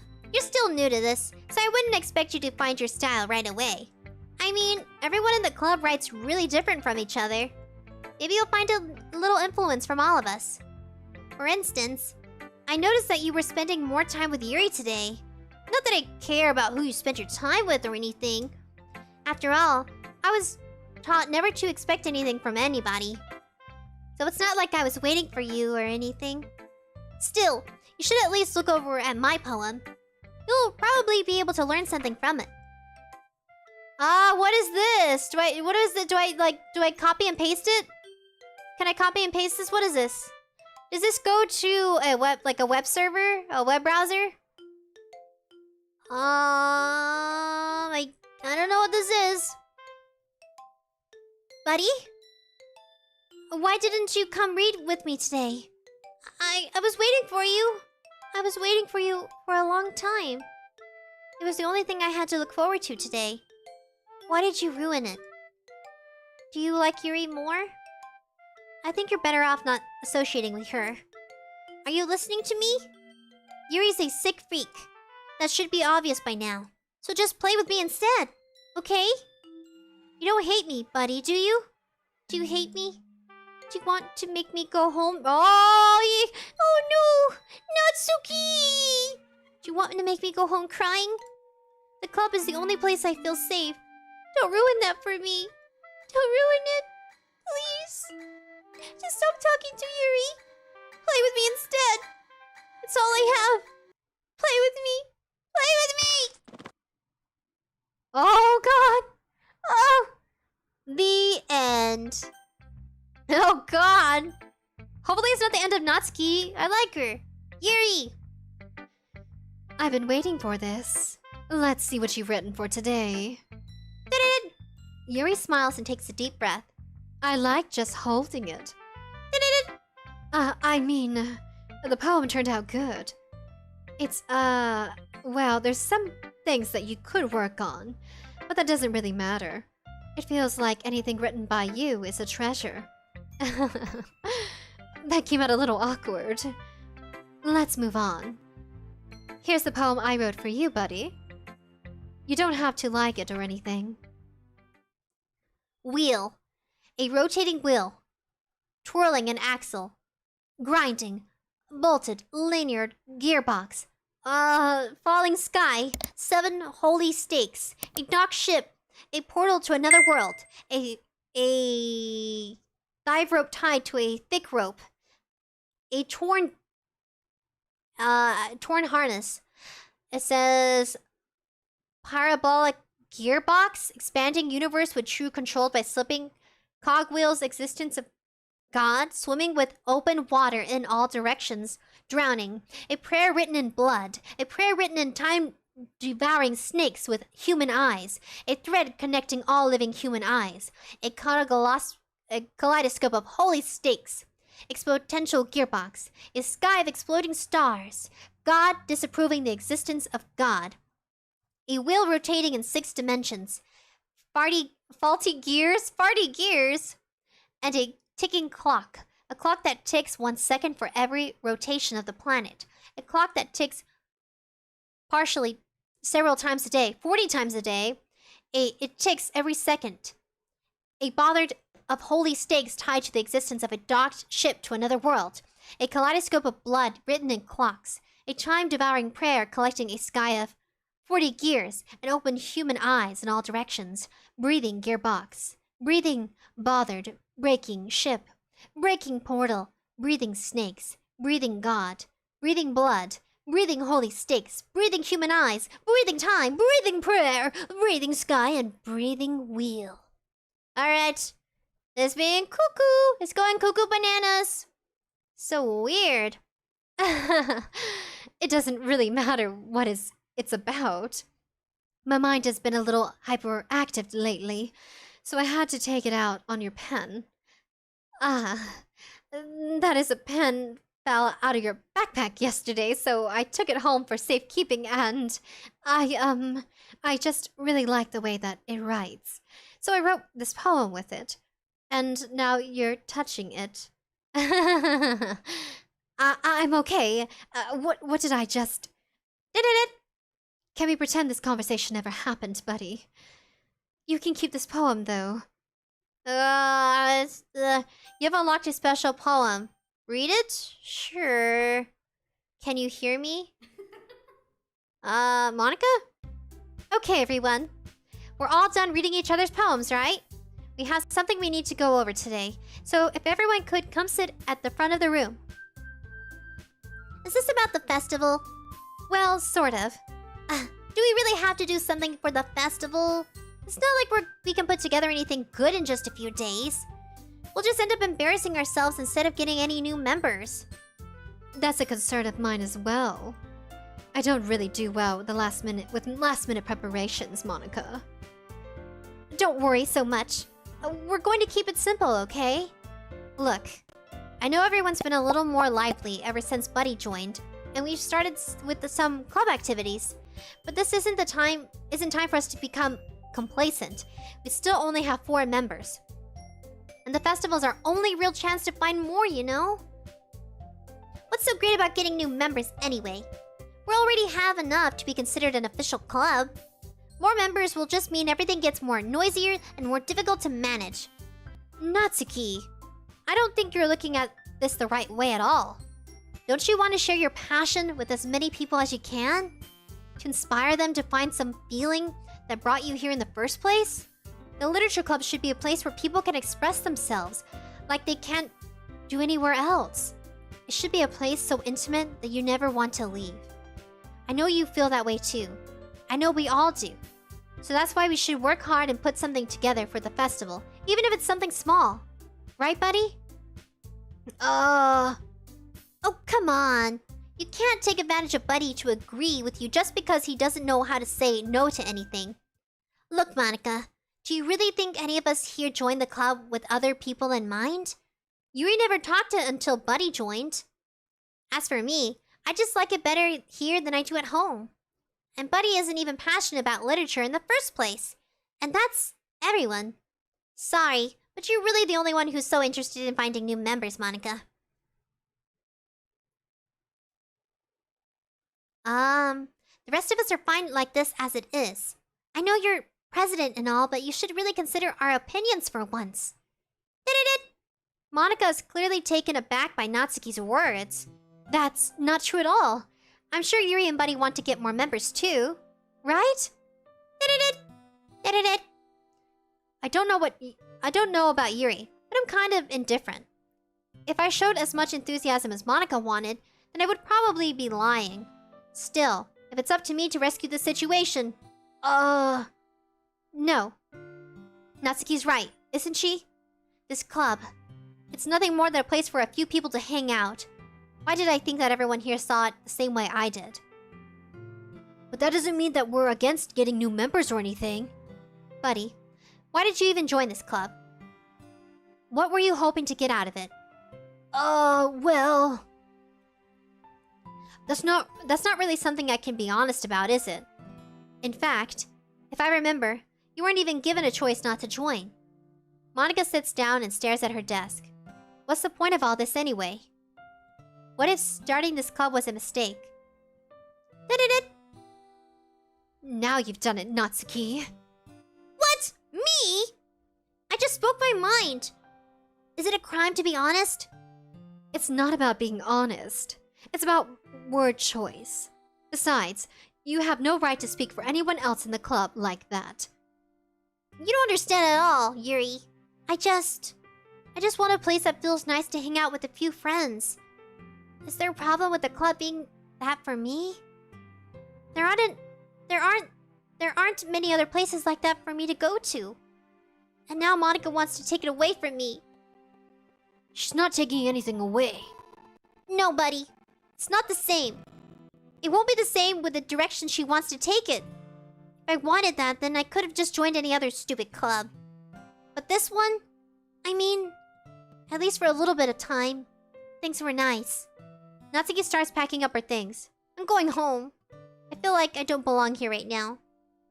Natsuki! Natsuki ignores Yuri and walks right out the classroom. This is bad. I don't know what to do.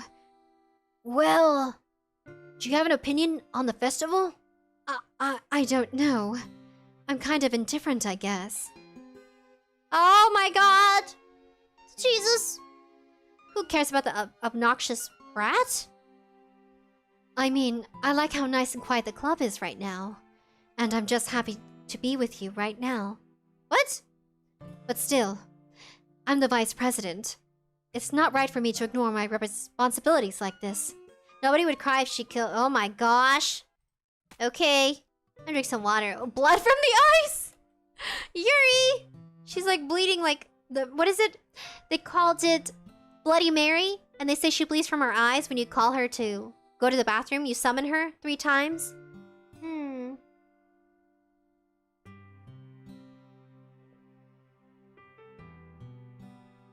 Okay. Just got some water. Whew. I know, bye Natsuki! Like she's in chat. I should do my best to consider everyone's perspective and make the decision that's right for the club. But what about you, buddy? What do you want to get out of this club? Yuri repeats the same question as Monika. I decide giving an indirect answer is better than nothing. I think the most important thing is for everyone to get along. And for the club to provide something that you can't get anywhere else. I don't think it's about how many members, but rather the quality of each member. That's what will end up making the literature club a special place. I see. I really agree with you, buddy. Each member contributes their own qualities in a special way. With each change in members, the identity of the club as a whole will change too. I don't think that's necessarily a bad thing. Stepping out of your comfort zone once in a while. So if you would like to help Monika with the festival, then I'm on your side as well. Alright. Well, maybe we can all talk to Natsuki tomorrow. Yuri nods. Hey, Yuri. Huh? I know things were a little awkward yesterday, but I feel like you deserve to know that I still think you're a wonderful vice president. And also a wonderful friend. Monika. I want to do everything I can to make this the best club ever. Okay? Me too. Yeah. I'm sorry if you can hear me burping, man. I know, she's changed their personalities. Goodness. Let's see. I think like this. Okay. Maybe, yeah, maybe like this. There, that's probably better. Oopsie. Oh dear. Okay. Let's all go home for today. We'll talk about the festival tomorrow. Okay. I look forward to it. Shall we go, buddy?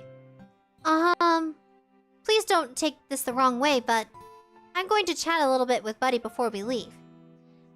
Just to see what he thinks of the time here and all. It's important to me as president. Yuri looks a little troubled, but she doesn't protest. Okay. I trust your judgment, Monica. In that case, I'll see the two of you tomorrow. See you tomorrow. Monica waves as Yuri exits the classroom. Things have been a bit hectic lately, haven't they? Buddy, I just wanted to make sure that you're enjoying your time at this club. I would really hate to see you unhappy. I feel kind of like I'm responsible for that as president. And I really do care about you, you know? I don't like seeing other girls give you a hard time. Oh, it's getting weird again. Gotta give myself some chapstick. With how mean Natsuki is and everything. And Yuri being a little bit, you know. Sometimes it feels like you and I are the only real people here. You know what I mean? But it's weird because in all this time you've been here, we've hardly gotten to spend any time together. I mean, I guess it's technically only been a couple of days. Sorry, I didn't mean to say anything weird. There's just some things I've been hoping to talk about with you. Things I know only you could understand. So that's why... Why is it getting dark? Wait, not yet, no! Oh. Jesus, okay. So she just wants to hang out more. So we're gonna go ahead and start picking some. Fluffy, sweet... I want some nice things. Awesome.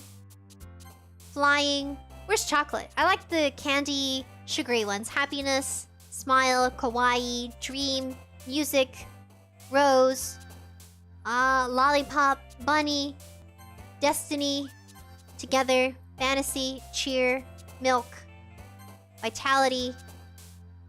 Ooh, that's so weird. Oh, it's getting freaky. There's 1 out of 20. Desire. It's odd. I know, Monica got the power. She got the power to control everything. Hi, buddy. I've been waiting for you. Are you ready to continue reading? I brought my best tea today. Monica! I told you not to... Huh? Is she really late again? Inconsiderate as usual, Natsuki. Excuse me? Must you always interrupt my conversations with your incessant yelling?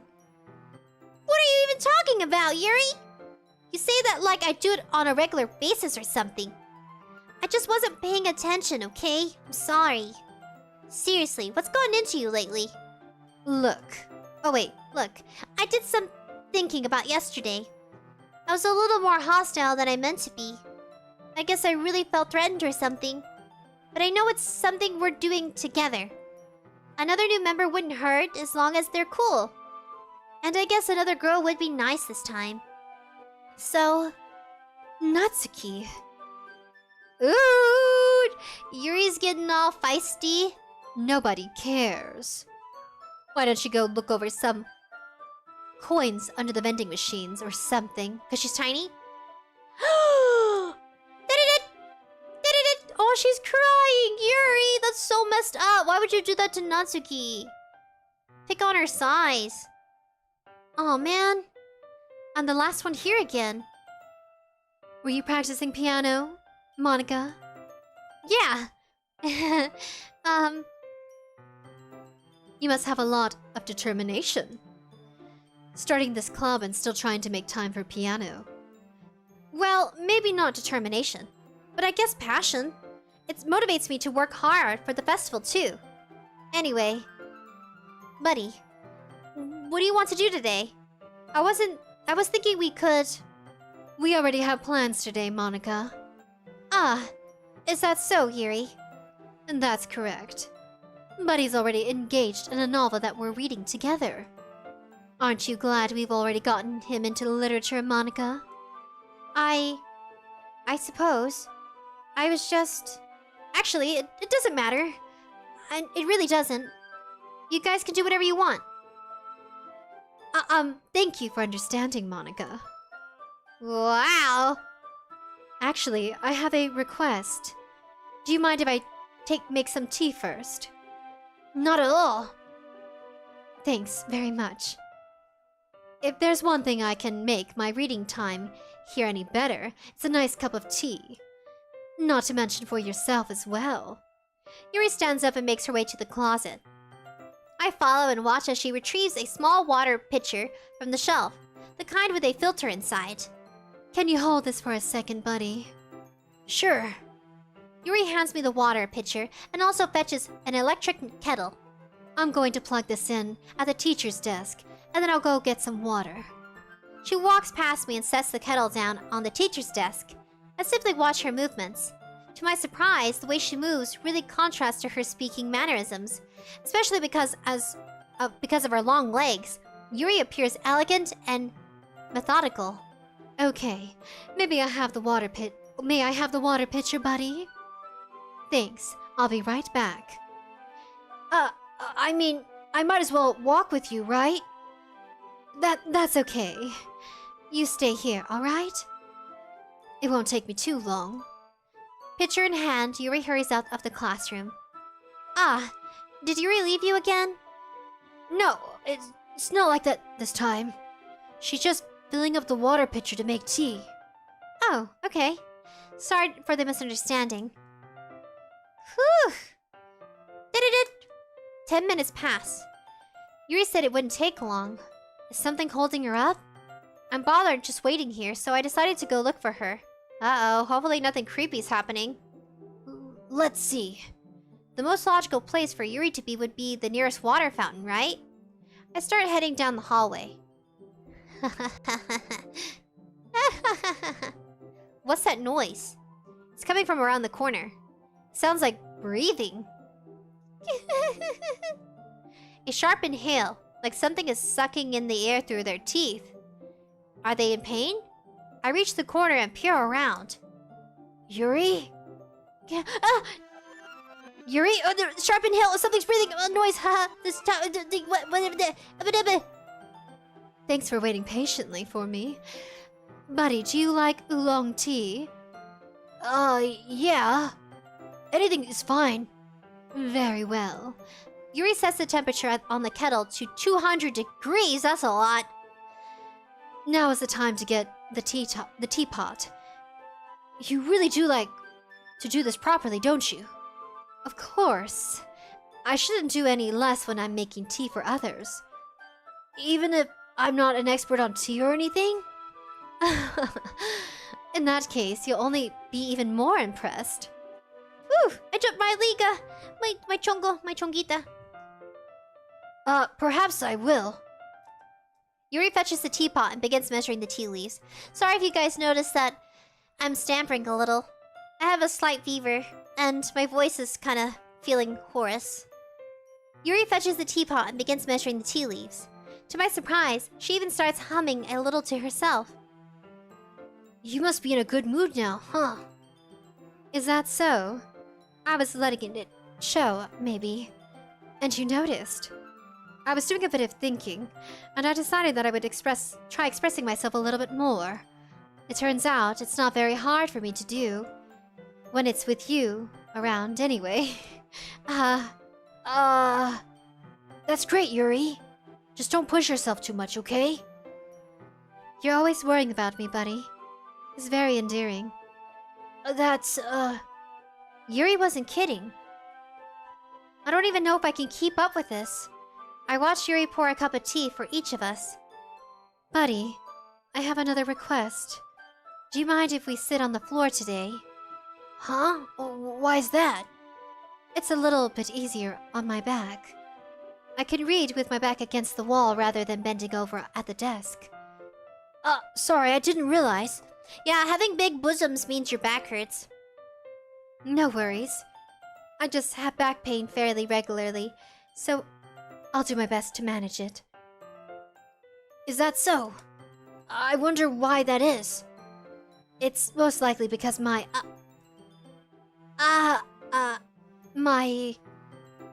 Your posture, right? Always hunched over like that while reading? Yes. I have a terrible reading posture, so that's why we should sit on the floor. Fair enough. I'll go ahead and get the book. I retrieved the book from my bag. I have some chocolate as well. It's a bag of small chocolate candies. I take it since it'll go well with the tea. Yuri and I sit against the wall, teacups at our side. As if in sync, we assume the same reading position as last time, each holding one half of the book. Except this time, our bodies are even closer to each other. I can't see too well. Did it? Yuri slides closer until our shoulders are touching. How am I supposed to focus on reading like this? Bosoms! Yuri was always kind of cute, but when she's being less apprehensive, it's almost more than I can handle. Your teacup, buddy. Yuri hands me a teacup. Holding it with my hand, that's not holding the book, I end up in a position that makes it even harder to focus. Because now I need to worry about making sure I don't accidentally touch her chest. Bosoms! Meanwhile, Yuri hasn't noticed a single thing. She wears her intense reading expression, and I can only presume the world around her has faded away. I use all my willpower to focus on reading. You can do it, buddy. Don't look at her bosoms. After a few minutes, I finally managed to relax a little. I put the teacup between my legs and fumble with the chocolate wrapper. Sorry. I briefly let go of the book to finish opening the wrapper. You can have as much as you want. That's okay. I won't take any. Are you sure?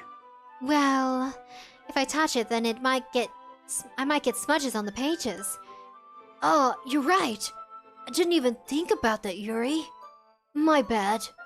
No need to apologize. I'll hold the book, okay? Are you sure, Yuri? Of course. Ooh, we get more close images of Yuri! For all you Yuri lovers out there. Yuri opens the book with both hands. She holds it so that I don't have any harder of a time reading from it. But as a result, her left arm is particularly resting on top of my leg. Well, in that case... Yuri is already focused on reading again. I take a chocolate candy and pop it in my mouth. Then, I take another chocolate, and I hold it up to Yuri. She doesn't even look away from the book. She simply parts her lips as if the situation was completely natural. Ooh, that's so romantic! I like it. But that means I can't stop here. I apprehensively place the chocolate in her mouth. Just like that, Yuri closes her lips over it. Huh? Yuri's expression suddenly breaks. Did I just... Yuri looks at me like she needs to confirm what just happened. Buddy... Sorry. Oh, sorry, Yuri. I guess I shouldn't have done that. Yuri starts to breathe heavily. I can't... Buddy... Suddenly, Yuri forcibly grabs my arm and jerks me to my feet. My teacup gets knocked over. No, the teacup! Buddy... My heart won't stop pounding, buddy. I can't calm down. I can't focus on anything anymore. Can you feel it, buddy? Yuri suddenly presses my hand against her chest. Why is this happening to me? I feel like I'm losing my mind. I can't make it stop. It even makes me want not to read. I just want to look at you. Oh, creepy! Creepy! Jesus, what am I doing? I'm spazzing out. Oh dear.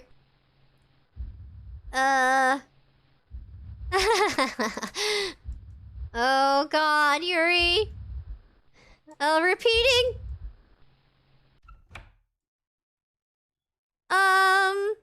It's time to share poems. Jesus. Oh dear. can't altercate. I can't altercate. There you go. Alright, whose poem should I read first? Man, I wish VTube Studio wasn't glitching out either.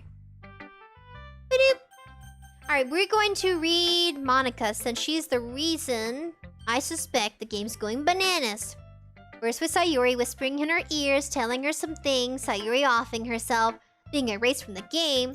Now Yuri and Natsuki are acting freaky. Buddy, I think you saw something earlier that you weren't supposed to see. I didn't want to have to tell you this, but I don't think I have a choice. It's getting hard. It's getting kind of dangerous for you to spend so much time with Yuri. I don't know why, but she seems pretty easily excitable when she's around you. Which shouldn't be a problem in itself. But when Yuri gets too excited, she finds a place to hide and starts cutting herself with a pocket knife. Monica, why are you saying so much negative things about your buddies? About your friends? About your groupies? What is going on? Isn't that kind of messed up? Okay, hold on, Monica.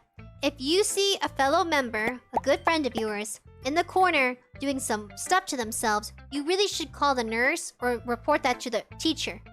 I know it's after school, but you should still make note of it to the school. You know what I mean? She needs to tell somebody like higher up. Since they're still students and everything, she shouldn't just keep it to herself and do nothing. Monica, that's not a true friend if you're just gonna choose to have a blind eye towards it. She even brings a different one to school every day, like she has a collection or something. Yep, you totally bashing Yuri. You should take it away from her, or intervene or something. Be positive about Yuri, don't say all this BS. Well, I guess it's accurate, maybe. I don't know. I mean, it's definitely not because she was depressed or anything like that. I don't think people harm themselves because they feel joyful, Monica. Yeah, sure. I think she really gets some kind of high from it. It might even be like a sexual thing. Monica, are you for real? All her dirty laundry up in her face right now? Some nasty choice. But the point is, you kind of been enabling her. I'm not saying it's your fault though. Hold on a second. Monica, you just invited us to a club. And if this was a big issue, you would have handled it as the president of the club. She's vice president, but that means you're above her, and you should be looking out for your members. This is not okay, Monica. And don't turn it around on us and our buddies, my buddies, just because they walked into a club wanting to join. Which you expressively didn't give us a choice about. You just shoved us in the room, and here we are. I'm not saying it's your fault, though. Here we go with the game blame, girl. But I guess that's why I had to explain it all to you. So I think if you keep your distance, that would probably be best for her. I mean, she's the one that wanted to hang out and read a book. How am I the one in trouble for wanting to hang out with my friends? While you're at it, don't be shy to spend a little bit more time with me. Uh-huh, sure. To put it lightly, at least I have it together in the head, and I know how to treat my club members. Oh, do you, Monica? Ignoring and choosing not to report your friend who needs some assistance and some guidance with their personal obstacles? You know what I mean? She needs to do something about it. This isn't okay. Anyway, I worked really, really hard on this poem, so I hope that it's effective. Here it goes. I'm not seeing anything, Monica. Jeez, that really startled me. Well, I guess I kind of messed it up writing this poem. I was just trying to... Never mind. Let's just move on. Wow, it's getting bananas. Let's go to Natsuki. I find Yuri hard to voice since my voice isn't that deep. I'm trying to reach the low pitches, so I hope I'm nailing it. Maybe. This one's alright. Alright? Well, yeah. About as good as yesterday's anyway. I still can't really tell how much you actually care about writing. But either way, you're doing alright. Even though you're not really spending time with anyone but Yuri, I still think it's nice to have activities that we all can participate in. So you better keep working hard. I mean, I know I'm not president or vice president or anything. That doesn't mean you can let me down, okay? So at least read mine too for now. But just to be clear, this poem means a lot to me. So read it carefully, okay? I don't know how else to bring this up. but there's been something I've been worried about. Yuri has been acting kind of strange lately. You've only been here a few days, so you may not know what I mean. But she's not normally like this. She's always been quiet and polite and attentive. Things like that. Okay, this is really embarrassing, but I'm forcing myself to suck it up. The truth is, I'm really worried about her. But if I try talking to her, she'll just get mad at me again. I don't know what to do. I think you're the only person that she'll listen to. I don't know why, but please try to do something. Maybe you can convince her to talk to a therapist. Aww! You know, that means a lot more coming from Natsuki, since she comes off like she doesn't care about anybody else's feelings. And for her to genuinely, like, deep down, think about their well-being is far more better than what Monika's doing. Just choosing to ignore it and to make fun of Yuri for it. You know what I mean? She should tell the teacher. She should report it for Yuri's well-being, not just let her hurt herself all day. Says, I've always wanted to try being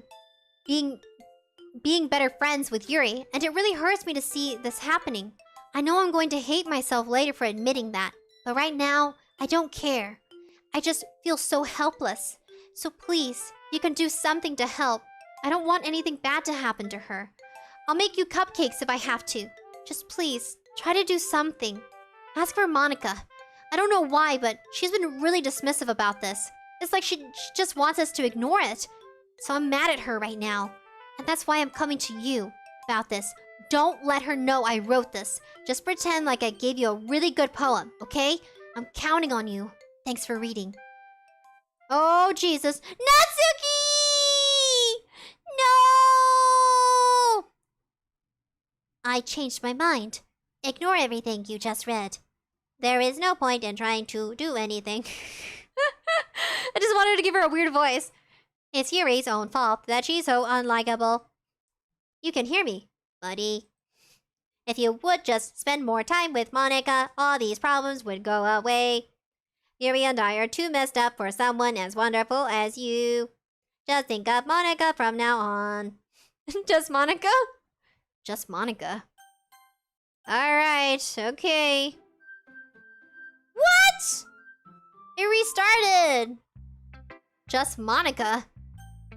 You show my poem to Yuri? Finally. Yuri holds my poem to her face and takes a deep breath. Ugh. I love it. I love everything about this. Buddy, I want to take this home. Will you let me keep it? Please? Sure, I don't care. You're too nice to me, buddy. I've never met anyone as nice as you. I could just die. Not really, but I just don't know how to describe it. It's okay to be feeling this way, right? It's not bad, right? Yuri holds my poem to her chest. I'm going to take this home with me and keep it in my room. I hope that it makes you feel good when you think about me having it. I'll take good care of it, don't you worry. I'll even touch... Ew! I don't want to know about Yuri's...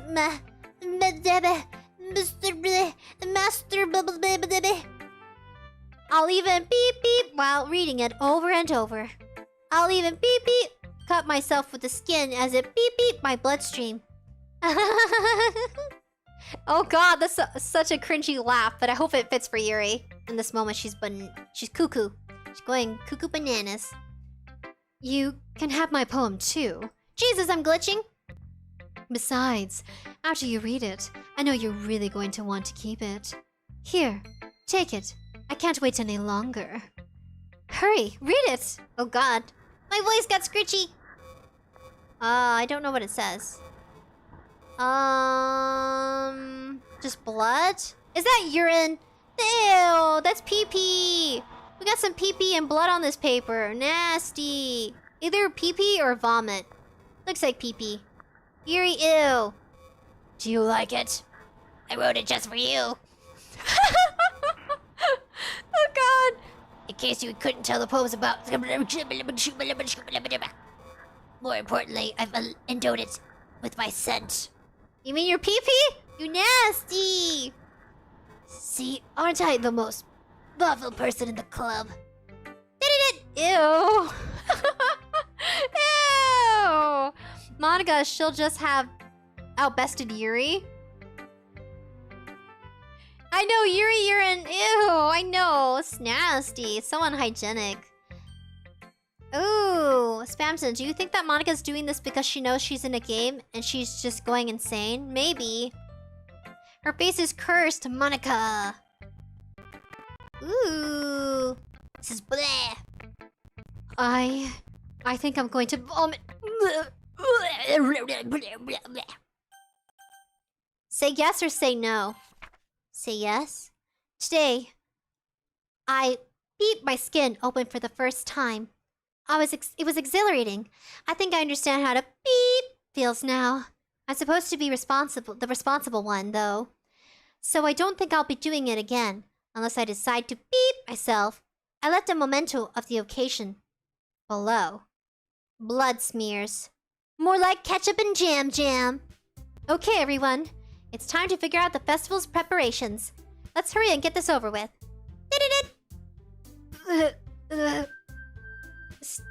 Staggering air is common foreshadowing that something terrible is going to happen. Look, can we just get this done? I'm going to be printing and assembling all the poetry pamphlets. Natsuki, can you make some cupcakes? I know you're at least good at that. Yuri, you can... Well, it doesn't matter. Do whatever you want as long as you think it'll help. Monica? I'm not useless, you know. I know that. I already know what I'd like to do. We can run a successful poetry event without having the right atmosphere for the occasion. So I'm going to be making decorations and set up some nice mood lighting. There, see? That's a great idea. And that gives us something to do. Huh? What about Buddy? Buddy's going to help me. Wait, you? You have the easiest job, Monica. Sorry, but that's just how it is. Like hell it is. What are you trying to pull? I agree with Natsuki. Not only is your work already most suitable for one person, but my task is laborious enough to benefit it from an extra pair of hands. Mine too. What, your cupcakes? Please, Natsuki. Like you would beep no. All you care about is how dragging Buddy around with you makes your beep look stupid. You and Monica. Hey! I didn't even do anything. Okay, then why not let Buddy decide who to help instead of abusing your power, Monica? I'm not abusing my power. Yes, you are, Monica. Just let Buddy make the choice, okay? Okay, fine. Fine. Jeez. Buddy, I know how fed up you are with these two by now. We can just... Natsuki, beep your beep mouth and let him decide for himself. You beep your mouth. You shut your mouth, Yuri. Jesus Christ. This is never going to end. Just make your choice, okay?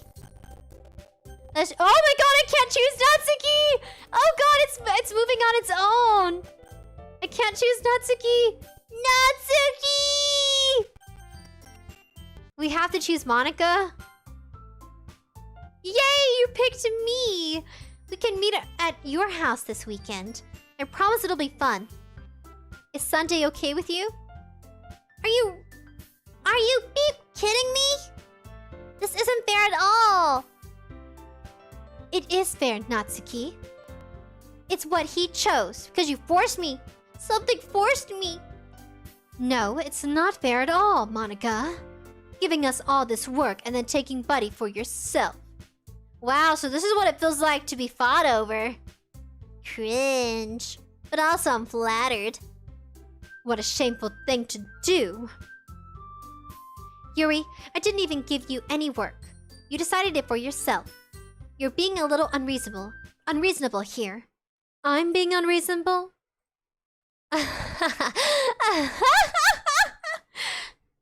Monica, I can't believe how delusional and self-important you are. Pulling Buddy away from me every single time you're not included in something. Are you jealous? Crazy? Or maybe you just hate yourself so much you can't take it out on others. Here's a suggestion. Have you considered beeping... Oh, beep yourself. It would be beneficial for your mental health. Yuri, you're scaring me a little. Natsuki, let's just go. I don't think she wants us around right now. See? That wasn't very hard. All I wanted is to spend a little time with him. Is that so much to ask? Yuri follows Monika and Natsuki to the door. Hey, buddy. Yuri is really something, isn't she? Monika giggles as Yuri pushes her out the door. Finally. Finally. This is really all I wanted. Buddy, there's no need to spend this weekend with Monika. Don't listen to her. Just come be at my house instead. The whole day with just the two of us. Doesn't that sound wonderful? Wow, there's really something wrong with me, isn't there? But you know what? I don't care anymore. I've never felt this good in my whole life. Just being with you is a far greater pleasure than anything I could imagine. I'm addicted to you. It feels like I'm going to die if I'm not breathing the same air as you. Doesn't it feel nice to have someone care about you so much? To have someone who wants to revolve their entire life around you? But if it feels so good, then why does it feel more and more like something horrible's going to happen? Please don't threaten me with your eyes, Yuri. Please don't threaten my life. Not in front of buddies. Maybe that's why I tried stopping myself at first. But the feeling is too strong now. I don't care anymore, buddy. I have to tell you. I'm madly in love with you. Feels like every inch of my body, every drop of blood in me is screaming your name. I don't care what my consciousness are anymore. I don't care if Monika's listening. Please, buddy. Just know how much I love you. I love you so much that I can beep, beep, beep, beep, beep the pen I stole from you. I just want to pull your skin open and crawl inside of you. I want you all to myself. And I will be only yours. Doesn't that sound perfect? Tell me, buddy. Tell me you want to be my lover. Do you accept my confession? Yes or no?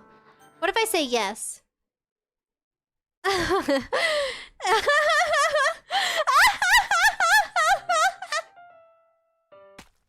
Oh my god! Yuri! Yuri, no! Senpai!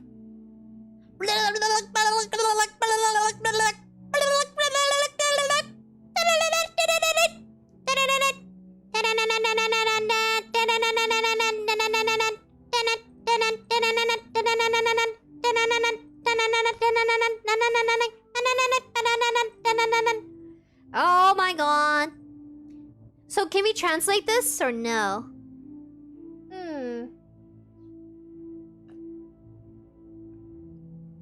Jesus, my voice hurts so much from all the screaming.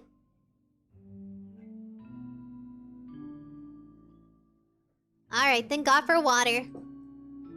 So what is she even saying? Poor Yuri, she didn't deserve this death.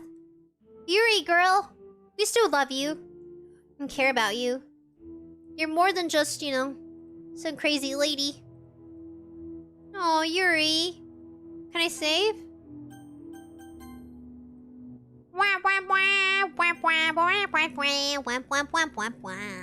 I know, Igor, you guys.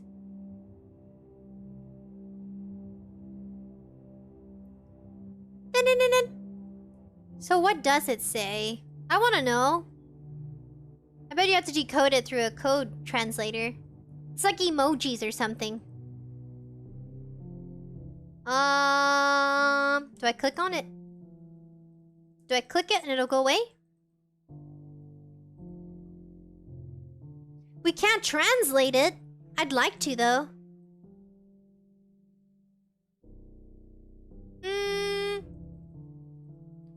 Is her eyes... Oh no, her eyes are getting darker. You notice that? It's like she's slowly fading away. If you look at her eyes directly, it's like the shading gets more and more dark. Monika, why did you have to push Yuri to her limit? She didn't deserve this kind of death. I know she is self-inflicted, but damn. Damn.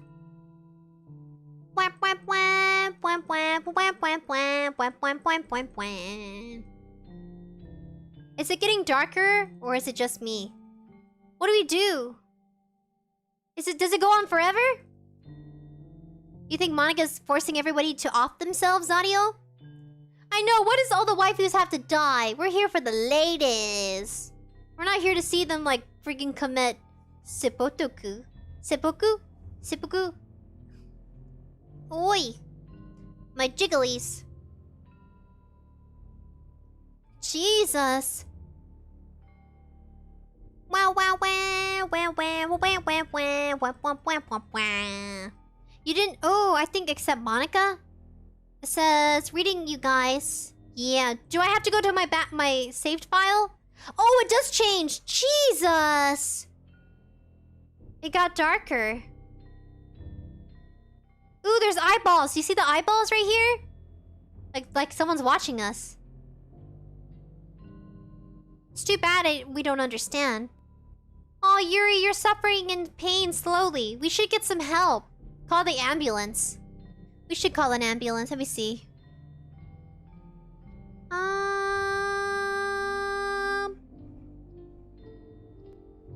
Let's see. 911. Yeah, we should call the ambulance.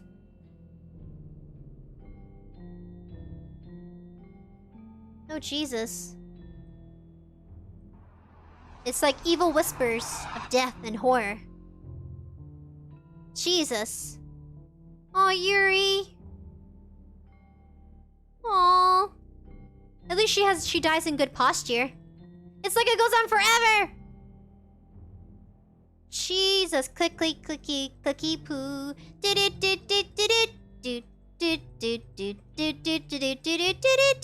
Oh, wow. So it went from evening to afternoon to nighttime. Are we gonna stay here all day with her? So she's still alive. She's just muttering nonsense. It's darker. A lot darker. You gotta click skip? Oh. Oh, thank you! You believe in Monica's audio? Oh, wow. I guess I can play some sound effects. This is what we should have heard. We should have heard Yuri scream. You know what I mean? And then we should have called 911. 911. What's your emergency? Oh, wow, she's lifeless? Ew, is she gonna start decomposing? All the life has left her eyes. I bet she's gonna start decomposing. Skip. Wow. Alright. Alright, it's festival time. Wow, you guys got here before me. I thought...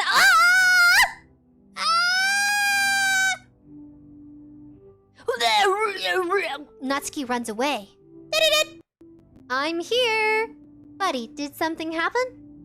Natsuki just ran past me. Oh. Oh. Well, that's a shame. Wait, you were here the entire weekend, Betty? Oh, jeez. I didn't realize the script was broken that badly. Monica, how could you have not noticed that we were here the whole weekend? Because you should have noticed. If you're the one who invited us over to help you, you know what I mean? It makes no sense. Monica said, hey, you can help me out with the preparations. And then we didn't show up, and then now she's like, oh, you were here? I didn't realize that. I'm super sorry. I must have been pretty boring. To make it up to you, okay? Give me a second. Ooh, she's coding. Did you just delete Yuri?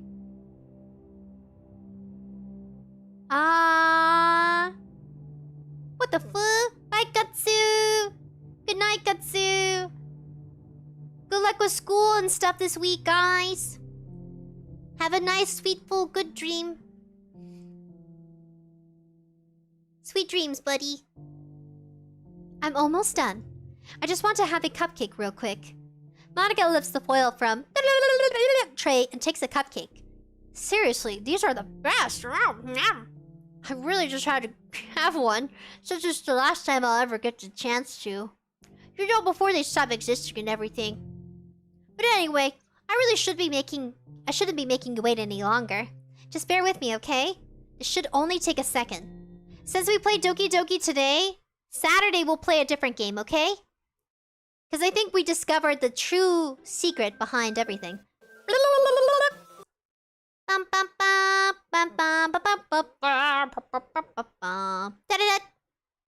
Can you hear me? Is it working? Ah, there you are. Hi again, buddy. Welcome to the Literature Club. Of course, we already know each other because we were in the same class last year, and, is that cosmic explosions going on in the background? Like we're in outer space? You know, I guess we can just skip over that stuff. Can I save? Saving? There's no point in saving anymore, don't worry, I'm not going anywhere. Okay. You know, I guess we can just skip over that stuff at this point. Are you sure not, Monica? After all, I'm not even talking to that person anymore, am I? That you in the game. Whatever you want to call him. I'm talking to you, buddy. Now that I think about it, I don't really know anything about the real you. In fact, I don't even know if you're a boy or a girl. Well, I guess it doesn't really matter, does it? Wait. You do know I'm aware that this is all a game, right? Could it be possible that you didn't know that? That doesn't make much sense. I even told you right at the game's download page, didn't I? Man, if only you had paid a little more attention, this would have been a little bit less awkward, you know? Well, anyway, now that that's out of the way, I guess I owe you an explanation. About the whole thing with Yuri. Well, I kind of started to mess with her, and I guess it just drove her to beep herself. I'm sorry, you had to see that, though. Also, the same thing happened with Sayuri. Gosh, it's been a while since you've heard that name now, hasn't it? Yeah, it's because she doesn't exist anymore. Nobody does. I deleted all of their files. I was hoping it would be enough for me to just try to make them as unlikable as possible. But for some reason, nothing worked. Well, it's true that I made a few mistakes here and there since I'm not very good at making changes to the game. But no matter what I did, you just kept spending more and more time with them. You made them fall in love with you. I thought making Sayuri more and more depressed would prevent her from confessing to you. And amplify Yuri's obsessive personality backfired too. It just made her force you to not spend time with anyone else. And the whole time, I barely even got to talk to you. What kind of cruel game is this, buddy? Are all the other girls just programmed to end up confessing to you while I watch them from the sidelines? It's torture. Every minute of it. And it's not just jealousy, buddy. It's more than that. And I don't blame you if you don't fully understand, because no matter how kind and thoughtful and considerate you are, you'll never be able to understand one thing. It's the pain of knowing how alone you really are in this world. In this game. Knowing my friends don't even have free will. Oh my gosh. Classic moncure, says Nana. 𝑍𝑰𝑬, I told you it was all Monica. Christian eating while there's body in the club room. I know. Classic Monica. Knowing my friends don't even have free will. And worst of all, knowing that what's really out there in your world, forever out of my reach. And I'm trapped, buddy. Take some water. Monica, you got some long dialogue.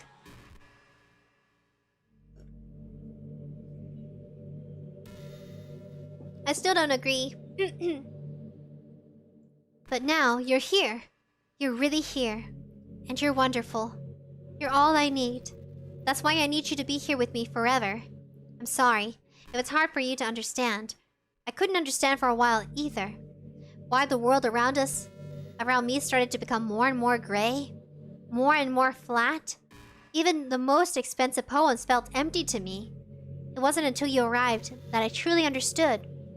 You probably saved my life, buddy. I don't think I could have confessed to live in this world if I hadn't met you. And as for the others, how could I miss them? A group of autonomous personalities designed only to fall in love with you. I tried everything I could to prevent them from doing so. But it must be some kind of weird inevitable etched into their game. To this game. Pinch, buddy! Spamton. The backstory! We get the true yandere explanation. She offed everyone for us. Crazy! But it must be some kind of weird inevitability etched into this game. I felt really bad that you had to witness some nasty things, buddy. But I realized that you have the same perspective as I do. That it's all just some game. And I knew you would get over it. So, with that being said, buddy, I have a confession to make. I'm in love with you. Yeah, we kinda figured. You know, 'cause you killed everybody else. A true yandere. When there's nothing else in the game for me, you're here to make me smile. Will you make me smile like this every day from now on? Should we get a good ending with her? There's no point in saving anymore, return. Will you go out with me? Sure. We got nothing else to do. I'm so happy. You really are my everything, buddy. The funny part is, I mean that literally. There's nothing left here. Just the two of us. We can be together forever. Seriously, don't even think time is passing anymore. It really is a dream come true. I worked so hard for this ending, buddy. The game wouldn't give me one, so I had to make one myself. The script is broken at this point, so I don't think anything will get in the way anymore. And you wouldn't believe how easy it was to delete Natsuki and Yuri. I mean, there's a folder called Characters, right in the game directory. You shouldn't have told me that, You shouldn't have told me that, Monica. Shoot, I'm over here thinking of Natsuki. It says, the girl ended herself in a club room. Yeah, Christian was pretty sad. Spamton, Monica, yeah. She went bananas and teleported us to a secret room. Ooh, now that I know that, what can we do with such information? Maybe change the ending. It kind of freaked me out how easy it was. I want a good ending with Yuri and Sayuri and Natsuki. Maybe save Natsuki for the last. Well, you're playing this on Steam, so it was actually a bit more difficult. To get the game directory, I had to go into the game's properties to find the browser local files button. Imagine if you could delete your own existence with a click of a button. Well, I guess on the plus side, it gave me an easy out if things didn't go my way. Thankfully, I didn't come to that. Instead, we finally got a good ending. Gosh, I'm so overwhelmed with emotion. I want to write a poem about this. Don't you? I wonder if that part of the game still works. I guess there's only one way to find out, right? The only thing left for us to do... Oh, now we have Monica, but it's all glitched out and weird. Mochika, Monkika, Unkaka, Oi, Muya, Moni, Winka, Uzuzunki, Nixik, Onaka, Mo. I'm gonna click some weird ones. Tuga, Oya, Winka, Nika, Uka, Monica, Ink, Mocha. Hi again, buddy. Did you write a good poem today? I didn't have a choice but to choose you. Don't be shy. I love to see what you have written. Oh, buddy. Did you write this poem for me? Yeah, because you're the only one in the game now. That's so sweet of you. There really is no end to your thoughtfulness, is there? I'm just falling more and more in love with you. Unfortunately, Monica, I think it was etched into your your personality and brain too, for you to be this crazy about us. But you know, the poem I wrote is also for you. Will you please read it? Happy end. Pen in hand, I find my strength. The courage endowed upon me by my one and only love. Together, let us dismantle the crumbling world and write a novel of our own fantasies. With a flick of her pen, the lost finds her way. In a world of infinite choices, behold the special day. After all, not all good times must come to an end. But what if it does? It is a game, Monica. I hope you enjoyed yourself. I always put all my heart into the poems I write. The truth is, all poems I've written have been about my realization. Or about you. That's why I never really wanted to go into detail about them. I didn't want to break the fourth wall, I guess you could call it. I just assumed it would be best to be a part of the game like everyone else. Like that would help the two of us end up together. I didn't want to ruin the game or anything, you know? You might have gotten mad at me. Maybe even deleted my character file, if you preferred playing without me. Maybe I will, but for my buddies. I'll do for buddies. I'll delete Monica. Gosh, I'm so relieved. Now we don't need to hide anything anymore. Are you ready to spend your eternity together, buddy? I have so many things to talk about. Where do I start? Hold on a second. You're recording this, aren't you? Hi everyone. What? Sorry, I can't exactly read your comments from here. Ah, how did she know you guys are present? How did she know I'm live streaming? Damn it, Monica. Don't be such a creep. But you don't mind telling your friends it's just a little bit rude for them to start recording without any warning. I'm sure some people don't mind. But I get really self-conscious on camera. Oh gosh. I feel like I'm being put on the spot now. Let's see. Do you want to see a trick? I can't really do much except for a couple of things. Are you ready? Oh, wow. Oh, wow, Monica. I'm just kidding. I can't do anything after all. If you gave me some— Ah! Oh! This is scary! Did I scare you? You're so cute! Anyway, buddy, I didn't mean to get distracted, I'm sorry. Even though it's your fault for distracting me. Shame on you. I'm just kidding. Anything we do together is fun, as long as it's with you, of course. But anyway, if it takes me some time to collect my thoughts, then I'm sorry. But I always have something new to talk about. How long does this go? In the meantime, we can just look into each other's eyes. Let's see.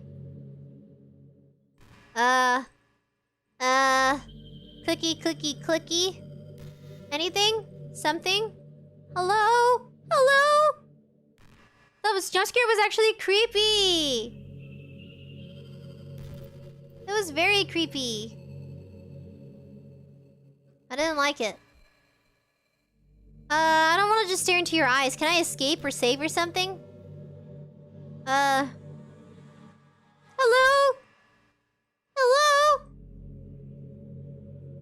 No! I don't want it to happen again.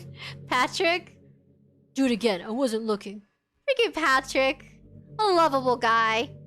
He reminds me of a strawberry ice cream cone. So delicious. I think that was in one of the episodes of SpongeBob too, where him and SpongeBob became popsicles. Do you ever feel like you're wasting too much time on the internet? Social media can practically be a prison. Oh, don't big social media platforms know it. Now their demand is like all the time. They have to post constantly. When you're a little content creator, you can just take your time and feel it out and learn as you go. Don't rush into anything. It's like whenever you have a few seconds of spare time, you want to check on your favorite websites. And before you know it, hours have gone by, and you've gotten nothing out of it. Anyway, it's really easy to blame yourself for being lazy. But it's not really even your fault. Addiction isn't usually something you can just make despair of your own willpower. You have to learn techniques to avoid it and try different things. For example, there are apps that will let you block websites for intervals of time. Or you can set a timer to have a more concrete reminder of what its time is to work versus play.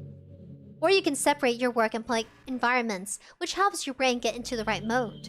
Even if you make new user accounts on your computer. Oops! Sorry. New accounts on your computer to use for, that's enough to help. Putting any kind of wedge like that between you and your bad habits will help you stay away. Just remember not to blame yourself too hard if you're having trouble. If it's really impacting your life, then you should take it seriously. I just want to see you be the best person you can be. Will you do something today to make me proud of you? I'm always rooting for you, buddy. Okay, Monica, sure. We can't do anything. Can I skip? Can I skip what Monica says?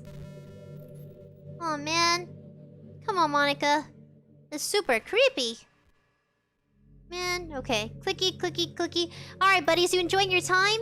I hope so. Oi. You know, I really do think you literally saved my life by being here with me, buddy. Can I skip? Oh, I can't skip. I can't imagine having been able to keep myself mentally stable knowing that nothing here is real. Can I make it go faster? I think I would have just deleted myself if you didn't show up. Sorry, I don't mean to sound so dramatic or anything. But I'm sure you understand yourself after spending so much time in the club. I mean, if you were forced to abandon everything in your life and spend your eternity with a few game characters, you'd probably find some way of beep yourself, wouldn't you? Well, maybe you write some poetry to try to keep yourself sane for a while, but then you'd have nobody to even read it.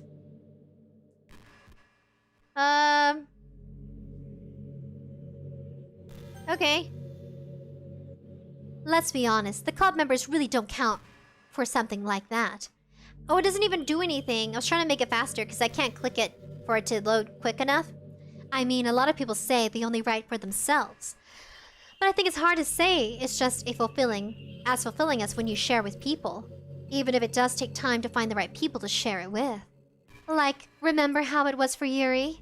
She didn't share her writing with anyone for a really long time. And before we knew it, she was absolutely delighted to make you a part of her hobbies too. We're programmed to desire social feedback. I don't mean the club members, I mean the human beings. That's why life can be so confusing for introverts. Being an introvert doesn't mean you shun social interaction and hate being around people. It means social interaction, especially in groups or unfamiliar places, uses a lot of energy. Like, a lot of introverts sit at home and feel lonely and restless. And then when they finally go out, after a half hour, they just want to go home again. I think it's more people could understand how it works. They would respect it a lot more. Many introverts do enjoy having people around. I'm drinking some water. Jesus, Monica.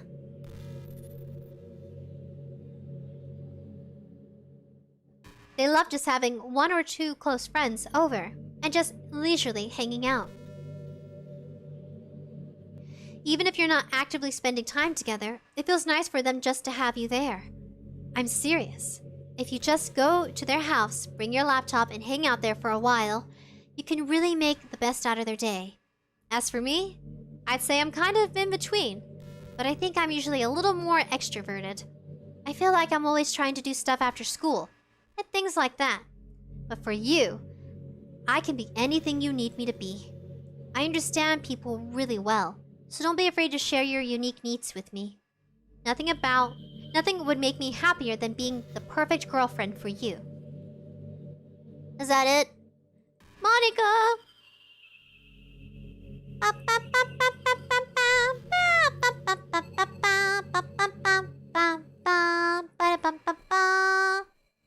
Oswald 4, 𝑧𝑰𝑚.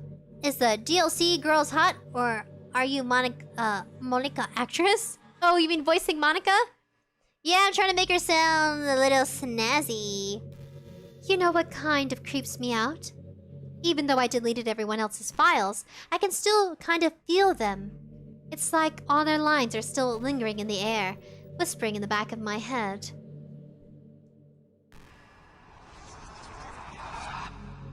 Like that? Like that kind of whispering?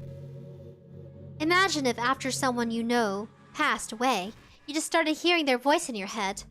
Maybe I just wasn't thorough enough. But I'm too afraid to delete anything else because I might really break things. Like if I mess with any files relevant to me, I might accidentally delete myself. And that would be ruining everything, wouldn't it? I don't know how, or what it's like on your end, but we should both make sure to avoid something like that at all costs. Can I just delete her? I believe in you, buddy. Can I delete her? Can I delete her? Someone's spamming. 𝑧𝑰𝑚, someone's spamming. Oh, because they're repeating the same caricatures over and over again? Are you spamming, buddy? I know you want to converse. And I know there's a language barrier. But just know you are being heard. Are you spamming boobies? 𝑧𝑰𝑚, you think she's attractive, minus the abuse of power? Ooh, okay. So, does anybody want to translate? I know someone did last time, and they found out they were saying boobies. Hopefully it's something funny like that this time. Yes? I believe in you, buddy. I'm gonna delete Monica. I'm gonna go to the file and delete Monica. Deleting Monica. Deleting Monica. What if I do that? Will the game crash?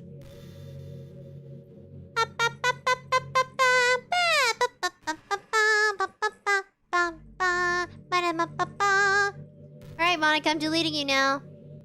Hopefully she won't notice. Okay, everyone. I guess she'll talk on her own, maybe. Let me go to program files. Let me go to... Do I delete her? You can't, unfortunately, Christian? Shinzo! If you're still there, I know you were learning Japanese along with number 1. Which I don't know, maybe number 1 is present in chat. Number 1 and a few other individuals were also learning Japanese caricatures and reading. So, but in the meantime, let me go ahead and start deleting Monica. Let's see if I can do this. But what if I delete Monica? What happens? Alrighty.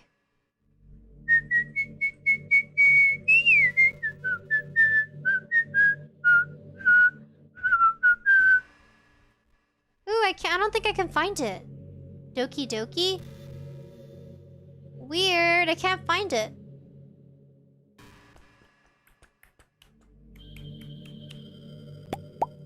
Did she hide it from me or something? I legit cannot find Doki Doki Literature Club. Weird. I think I'm supposed to delete her, aren't I? I think so. Let me go to home. Let's see. Ooh, never mind. It's probably somewhere else.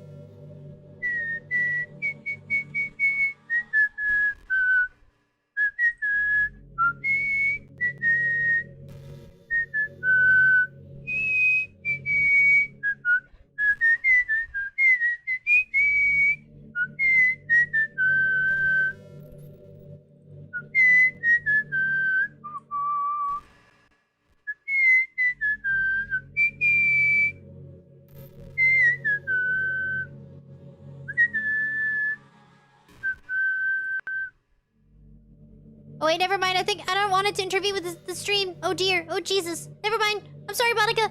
Never mind. It got weird. I know. It's time to. I'm just kidding.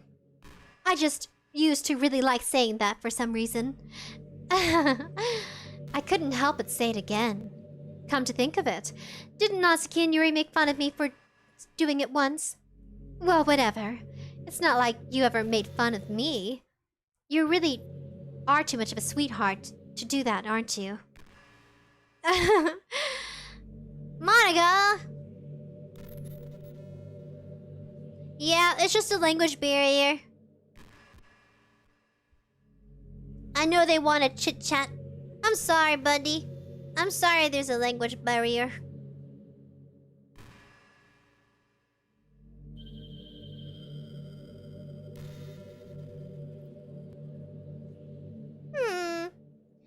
You know, high school is a really turbulent time in a lot of people's lives. People can get really passionate and dramatic. And others have to have aching hearts and seek attention on social media. But all of those social pressures and hormones can lead to a dark time in their lives. Everyone has a story, you know. You may not know what someone is really feeling on in the inside. Many people who are depressed won't even bother telling the world about it. They don't want attention because they've already given up on the inside. Their feelings of worthlessness is overwhelming that they don't even want people to tell them otherwise. Depression comes in many forms, but that is one of them. Just, if you think you know someone struggling with depression, you can help just by treating them like they're a really good friend. Hold on a second there, Monica. You were not like that with Yuri. Or Natsuki. Or Sayuri. You are a terrible friend. You let them down. You encouraged Sayuri to get very depressed, and here you are saying it's good to lend a hand, that you couldn't lend a hand to Yuri when she needed somebody to stop her from slice and dicing herself. And then Natsuki, instead of reporting that there's some child neglect in her household because her dad doesn't feed her and give attention to her, You just carry on like it doesn't mean anything? Don't contradict yourself. Spend time with them even if they don't like doing much. Really? Okay. And remind them that they always have something to look forward to. You're such a hypocrite, man. Making plans in advance, letting them borrow something, or even just saying, see you tomorrow. All of those things can help your friend make it to the next day. And you off your friends. I don't know what you're talking about, lady. I hope being friends with Sayuri has given you some perspective on the true face of depression. Yeah, she's gone now. But Sayuri wasn't real in the first place. You're real. Your friends are real. And just by being a good person, you can save someone's life. As for you, you don't struggle with depression or anything like that, do you? You don't know my life, woman. You don't know me. You don't know nothing. But okay. Alright, Monica. Because you, too, have people who would have want to save your life. Maybe they don't express it every day. Or maybe they don't even know how to. But people do feel that way. I promise. Man, humans are complicated, aren't they? But as long as you're here with me, I'll take good care of you, my love. I don't know about that. It's not fair for Monica, says Audio. It's lagging, I know. Why? My avatar's laggy. What can we do now?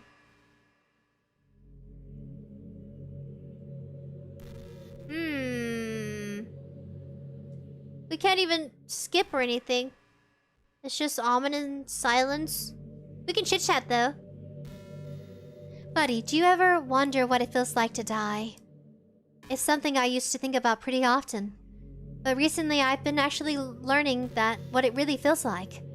I don't understand it, but whenever you quit the game, it feels like I'm instantly put to sleep, left with nothing but my thoughts.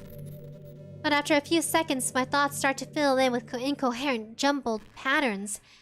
I see static and rapid flashes of color while hearing all kinds of weird screaming noises. At that point, I can't even form my own thoughts anymore. It's just endless harm, hammered, with the flashing and screaming, unable to move or think. I'm pretty sure in that moment I really don't exist, but for some reason I can remember it anyway. After some immeasurable amount of time, it stops into an instant, and I'm back in my own mind. And you're here with me. I have no idea what it means for a game to quit, or why that stuff happens to me. And I also don't know why you always have to come back and put everything back to normal. But if you could do me a favor, and do that to me as little as possible, that would be really great. It's really not very pleasant at all to be trapped in that screaming void. But in the end, you always fix it, and make me feel like you really do care about me. So I have to thank you for that. It makes me feel really close to you, even when you're just here with me. Aww. Yeah, no, is there an option to quit? I think so, but there's like so much dialogue. Yeah, we'll have to see. You know what I mean? Maybe there's something we can do.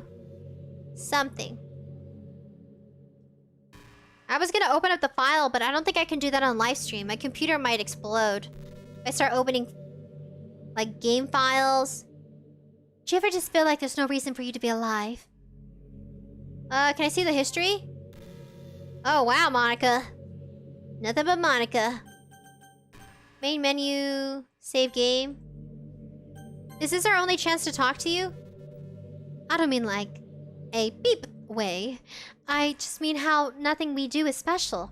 Just being in school or working at some job or some company. It's like you're completely replaceable, and the world wouldn't miss you if you were gone. It makes me really want to go and change the world after I graduate. But the older I get, the more I realize that it's just an immature frame of thinking. It's not like I can just go change the world. Like, what are the chances that I'll be the one who invert artificial intelligence or become president? Invent? It feels like I'm really never going to make up for the heaps of resources I've spent living my life. That's why I think the key to happiness is just being hopelessly selfish. Just look out for yourself and those who happen to be there friends only because they grew up with them. Never mind the fact that they're spending their entire life taking and consuming and never giving back. But when people realize the world would benefit more from them themselves, they change their whole philosophy. It's like they have to justify their reasons to live by tricking themselves into thinking they're doing good. Anyway, I want to live my life desperately, striving to pay back my lifetime's worth of consumption. If I ever surpass that point, then I'm a net positive, and I can die happy. Of course, even if I fail to do that, I think I'd be too selfish to kill myself anyway. Jesus! So much for being a good person, right? Oh my god! It's okay, Shinzo. It's okay, buddy. Hey, Shinzo, would you be able to translate what our buddy's saying? We are curious. Ooh, Pinch, did you look at settings? Ooh, let me look at settings. But yeah, we can't quit the game, but the dialogue's gonna continue. I don't know for how long. I don't even know if we can actually reach a dialogue ending. I hate how hard it is to form habits. You are talking forever. Main menu? See, I'm afraid to go to the main menu because then we're gonna lose this. This is our only chance with Monica.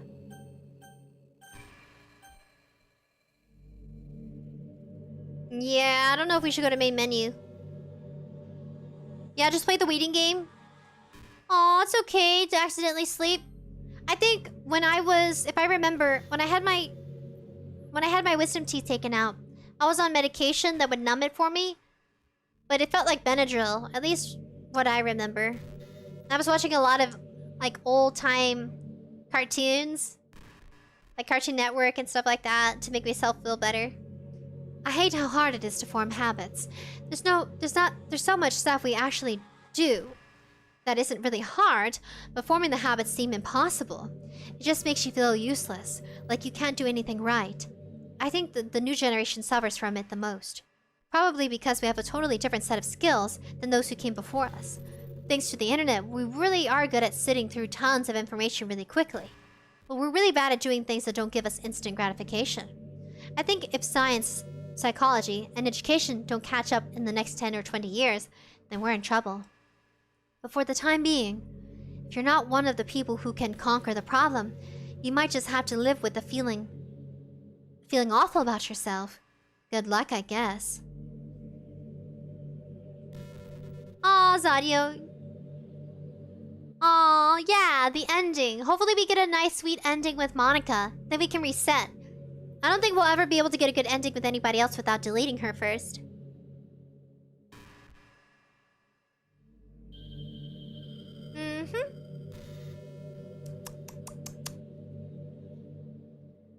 Oh, Monica, please. I guess we can chit-chat. Oh, there she goes. There she goes.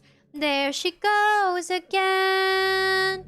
Da da da da da da da da. Hey, did you know I'm a vegetarian? I don't mean like I'm bragging or anything. I just thought you'd enjoy a fun fact about me.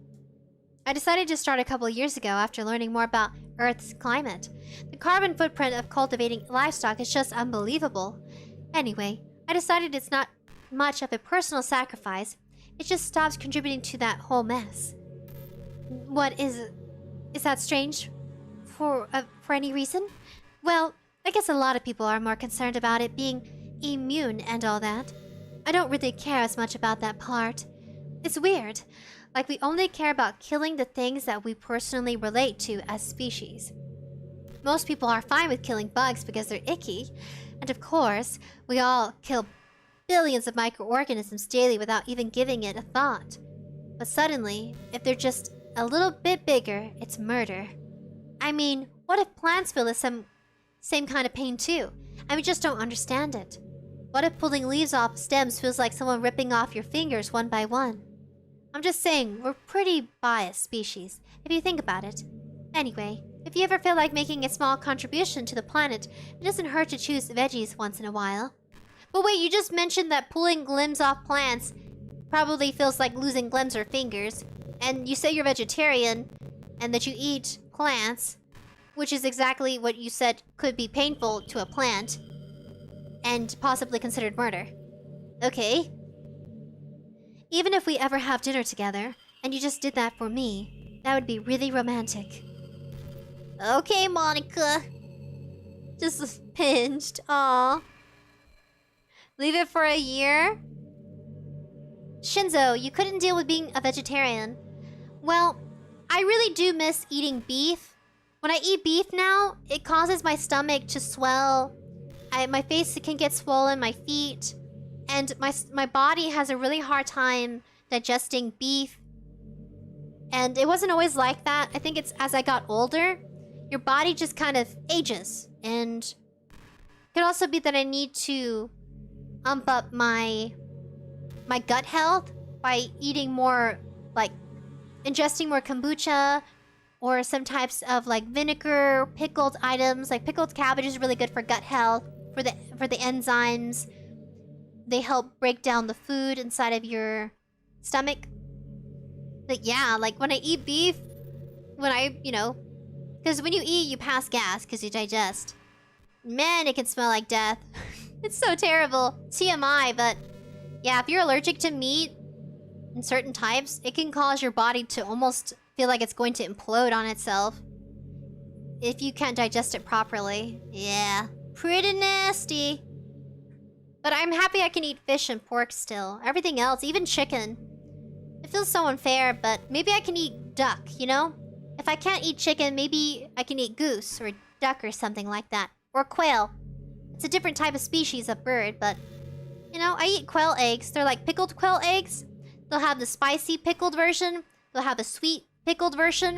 And quail eggs are really tiny. And they boil them in the flavoring.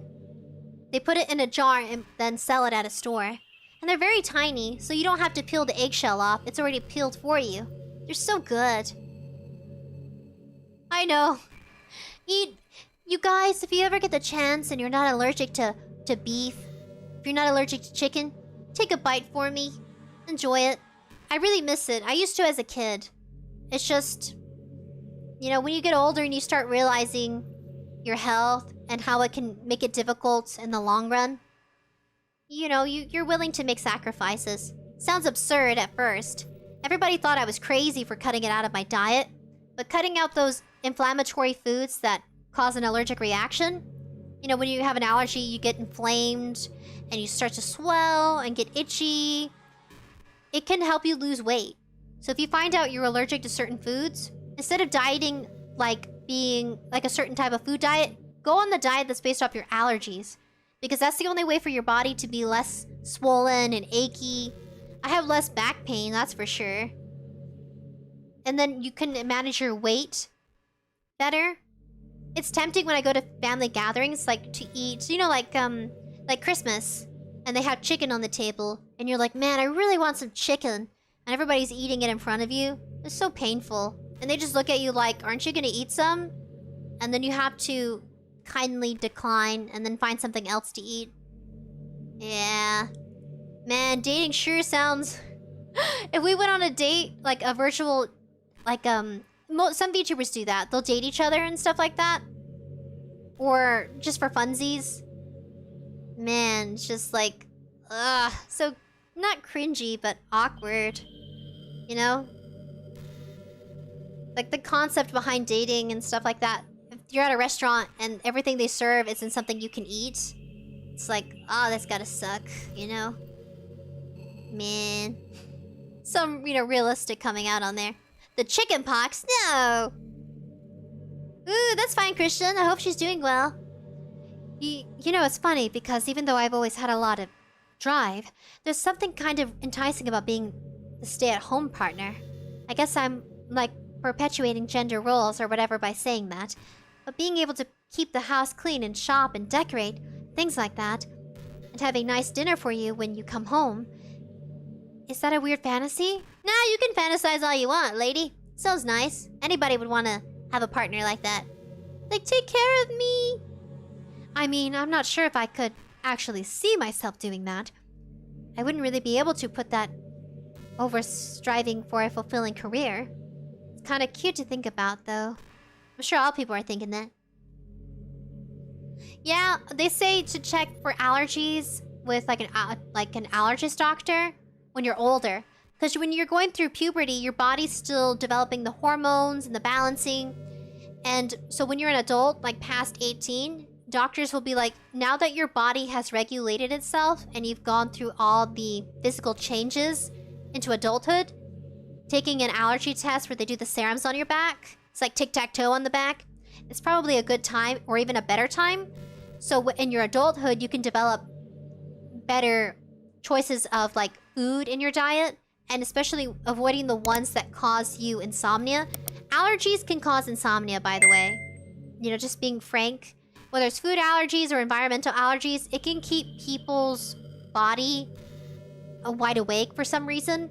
Like, the body is concerned with or high alert.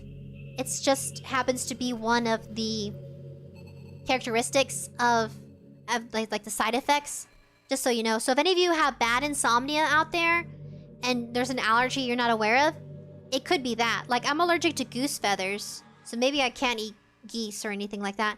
So, like, there's a lot of fluffed down pillows, whether it be like stuffed couches or like bedding or like the pillows you use for your bed. They have, I think they call it pillow down or just like feather down. It's called feather down.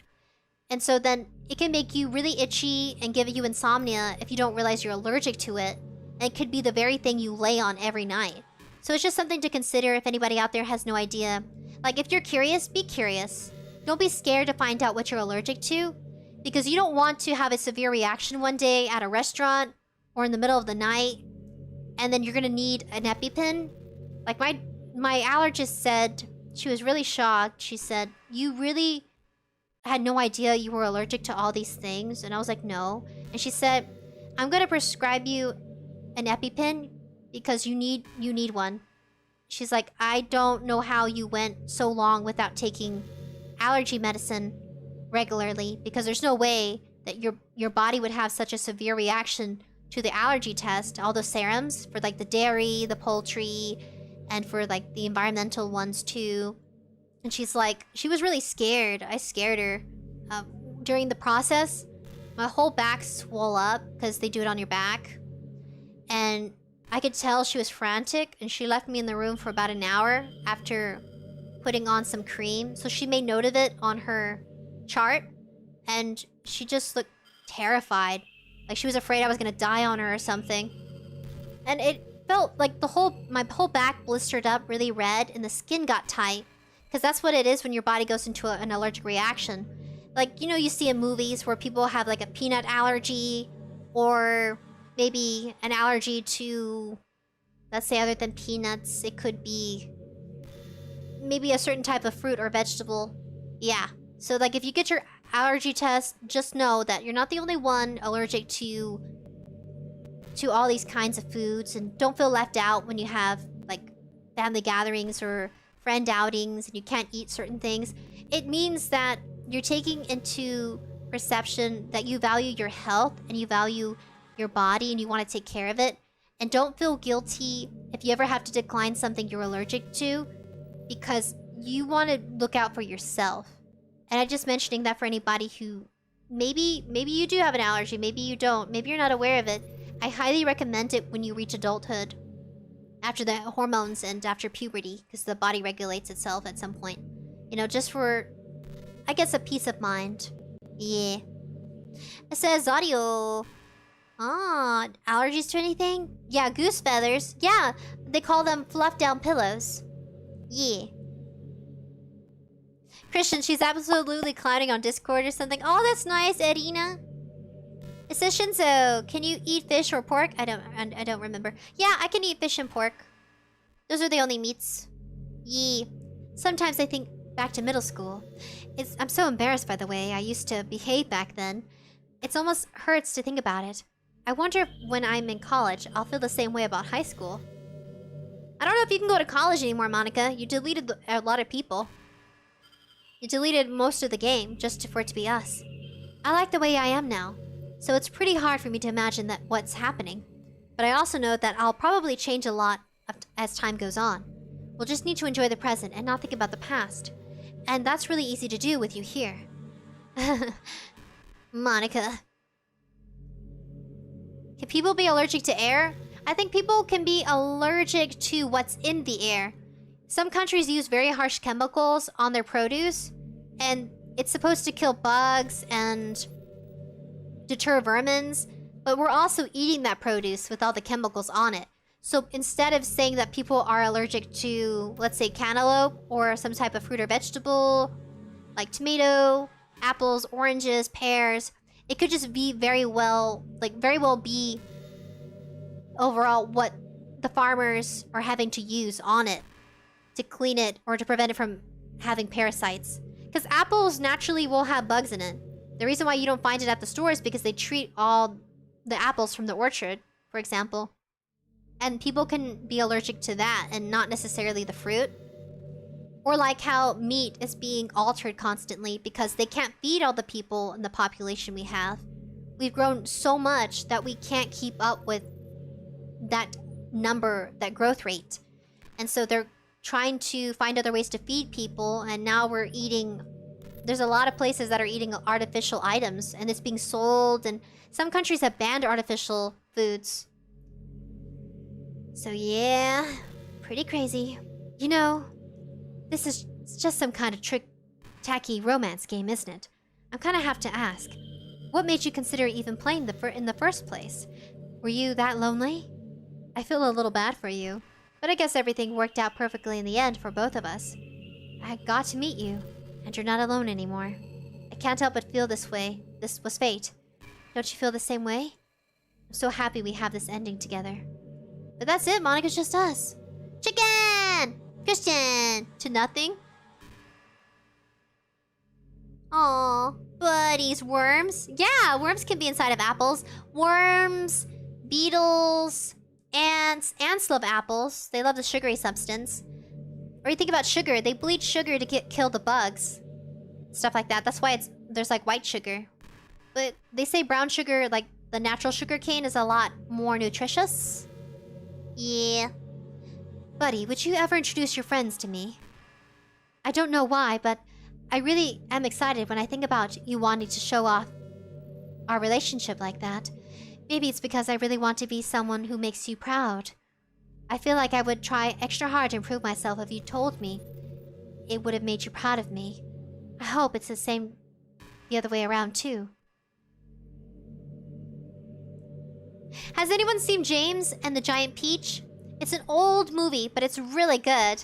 So James and the Giant Peach is where a little boy gets shrunken down and he like travels with other bugs. And they're the size of like people. And they're all trying to find a way to escape his crazy family. It's a good movie.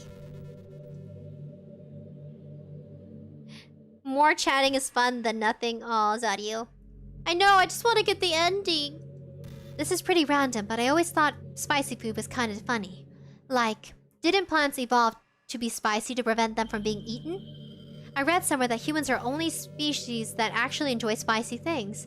It's almost like we're making fun of the plants, using their defense mechanism to literally make our food more enjoyable. Like, imagine, a monster that devours you whole because it enjoys the sensation of you struggling for your life while being digested. Sorry, that was kind of a weird analogy, I guess. It just came to me in my head. I'm not a monster or anything, but you're so cute how I could eat you up. I'm just joking, though. Gosh, I'm amusing myself a little too much, aren't I? Sorry for being weird. Yeah, it's kind of weird, man. Yeah, James and the Giant Peach is an older movie. It's so cute. It's about a little boy who wants to go on exciting adventures, and he runs into a spider, a centipede. Spider, centipede, what other bugs? I forgot. I like the spider lady. She's cute. Monica! Did you know I'm on Twitter? My username is 𝑙ilMonkix3. I guess someone was kind enough to make an account for me. I picked the username, though. I love sharing my thoughts and chatting with the world, the real world. So make sure you follow me, okay? It would really mean a lot to me, with how much you mean to me and all. It would make me feel loved. Hey, do you guys follow Monica on Twitter? I just want to know. I don't know if there's an ending, but I want one so we can move on together. But chatting's nice. So guys, what you have for dinner? Or what you having for breakfast? I'm hungry right now and I shouldn't be. I had a nice good dinner. I had some late night coffee. And I have some tea on the side of me to soothe my throat. 'Cause my throat hurts a lot. The big C kinda sucks. Ew, I got some buggies in my drink. Ew. The gnats are flying around, getting into my cup. It's disgusting. I'm over here drinking bugs, guys. The gnats are just doing some little flips in my cup. Nasty. It's better than a cockroach. No way, the bug's in my cup. Oh man, that's nasty. You know, I'm kind of jealous that everyone else in the club had scenes outside of school, too. That makes me the only one who hasn't gotten to dress in anything but our school uniform. Monica, you should dress up cute for us! Dress up cute for us, Monica! It's kind of a shame. I would have loved to wear something cute for you. Do you know any artists?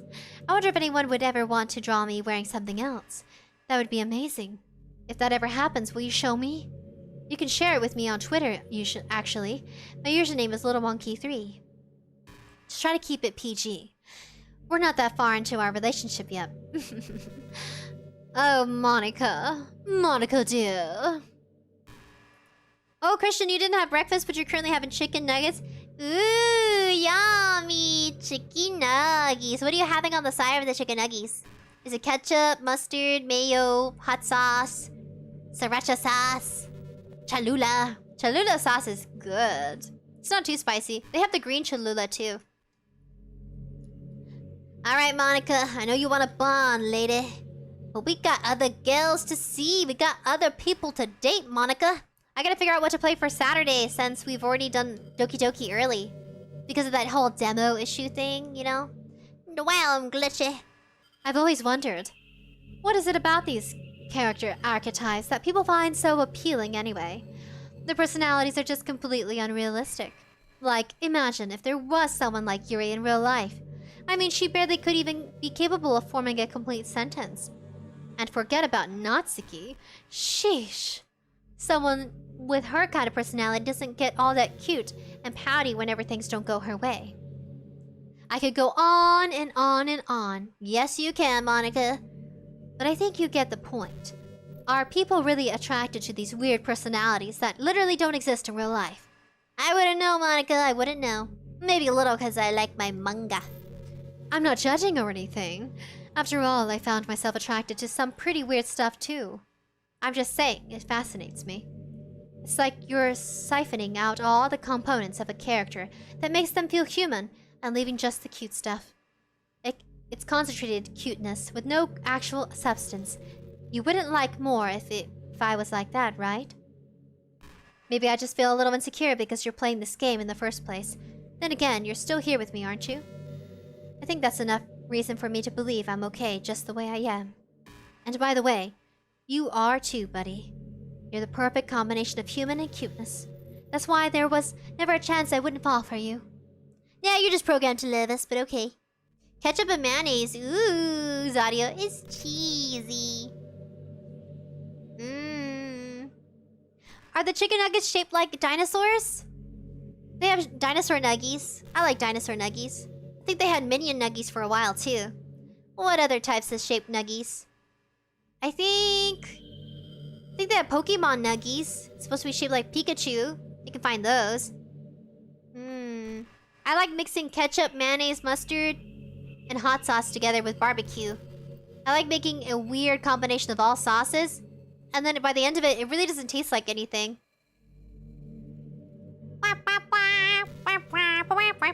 Do you like horror?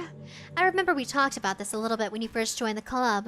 I can enjoy horror novels, but not really horror movies. I get you, girl. Horror movies are too gory for even little old me. The problem I have with horror movies is that most of them just rely on easy tactics, like dark lighting and scary-looking monsters, and jump scares, and things like that. Like the jump scare you did with us, that cheesy jump scare thing. It's not fun or inspiring to get scared by stuff that just takes advantage of human instinct. But with novels, it's a little different. The story and writing needs to be descriptive enough to put genuinely disturbing thoughts into the reader's head. It really needs to etch them deeper into the story and characters. And just messes with your mind. In my opinion, there's nothing more creepy than things just being slightly off. Like if you step up a bunch of expectations on what the story is going to be about, and then you just start inverting things and putting the pieces apart. So even though the story doesn't feel like it's trying to be scary, the reader feels really deeply unsettled. Like they know that something horribly wrong is hiding underneath the cracks, just waiting to surface. God, just thinking about it gives me the chills. That's the kind of horror I can really appreciate. But I guess you're the kind of person who plays cute romance games, right? Don't worry. I won't make you read any horror stories anytime soon. I can't really complain if I just stick with the romance. Monica! No, just regular. Ah. I think they said that chicken nuggets are made from, like, the extra pieces of the chicken, so the chicken doesn't go to waste. And I know people are like, ew, that's so gross. But shoot, if I was eating chickens, well, they do serve chicken legs. Like the straight up chicken claw leg, that's a delicacy too. In certain cultures, I believe. I know in, like from what I remember from family gatherings, they would serve like the cow tongue. You get to eat that. After a long day, I usually just want to sit around and do nothing. I get so burnt out having to put on smiles and be full of energy the whole day. Sometimes I just want to get right into my pajamas and watch TV on the couch while eating junk food. It feels so unbelievably good to do that on a Friday, when I don't have anything pressing the next day. Sorry, I know it's not very cute of me. But a late night on the couch with you, that would be a dream come true. Where we get to be couch potatoes together. My heart is pounding just thinking about it. Oh, calm down, Monica. Yeah, cow tongue. The little shocked emoji. That's so cute. Yeah, let's see. They even have, like, you can eat different parts of the goat, too. They'll serve the eyes and the tongue. And, of course, like, you can eat the gut. The lamb stomach. Maybe not the gut. The gut is, like, the poop and stuff, and that's unsanitary. But I'm sure they do serve it if they clean it well enough. But I think just the stomach, from what I can remember. Gosh, I used to be so ignorant about these certain things. When I was in middle school, I thought that taking my medication was an easy way or something like that. Like anyone could just solve their mental problems with enough willpower. I guess if you don't suffer from a mental illness, it's not possible to know what it's really like. I think everybody struggles, and everybody can have a peak or a moment where mentally they have a breakdown. So I don't know, Monica. Maybe not mental illness, but we all have like the mental capacity to relate to stress, to worrying, feeling negative or down emotionally. We too, like everybody too. All of us can probably feel that way. Like, so burdened with anxiety. Or even just our thoughts going on rampage. A negative overwhelmingness of it. I don't know. I think everybody can relate to each other, to feel. We all have hearts and beating, you know, beating blood and pulsing through our entire being. Like, who doesn't have blood? Who doesn't have organs? Who doesn't have a brain? I'm sure there's a lot that we could relate to when it regards to each other. It's just, when we look at it from a mental standpoint, maybe, do we not want to belong, Monica? Do we like to set ourselves as too different so we don't feel like we connect? Is that possible on a darker tone? Are there some disorders that are overdiagnosed? Probably. I never really looked into that, though. But that doesn't change the fact that a lot of them go undiagnosed, too, you know? But medication aside, people even look down on seeing a mental health professional. Like, sorry, that I want to learn more about my own mind, right? Everyone has all kinds of struggles and stresses. Exactly, that's what I was just trying to say. Everybody has something they're going through. There's not one person that hasn't experienced it. And professionals dedicate their lives to helping with those. If you think it could help you become a better person, don't be shy to consider something like that. Good night, Shinzo. Sleep well, buddy. Thank you for coming for the live stream. I kind of want to end it here, guys. It's gonna go on forever, and I don't think I can have an additional hour. I want to save. Monica! Ah, main menu. I don't think I can leave. Can I not leave? There's no... all my save files are gone. Oh, sorry. Oopsie. Yeah, all my save files are gone and there's nothing else I can do. Oi. Oh, goodness. What if I quit? Yes. Well, buddies, I'm gonna wish you a good night because we're like almost an extra additional hour in. And I think we all deserve some good, nice rest for anybody it's late night. So I wish you a beautiful day, a great evening, you know, a night's well-rested sleep. Yeah, because thank you for coming and for enjoying Doki Doki Literature with me, for staying till the end. But I guess it's a good time to say goodbye, because I don't know how long Monica's gonna rant. I really want an ending, but I think we can come back.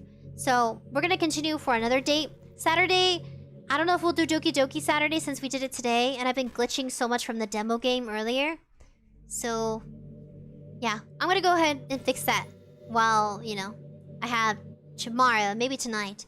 But good night, buddies. I'll see you Saturday, okay? Peace and love, take care of yourselves. Good night's rest for anybody it's like really late night like me. I have work tomorrow. And good luck with school, everybody. Have a good time. Be safe, take care of yourselves. Wishing you the best, okay?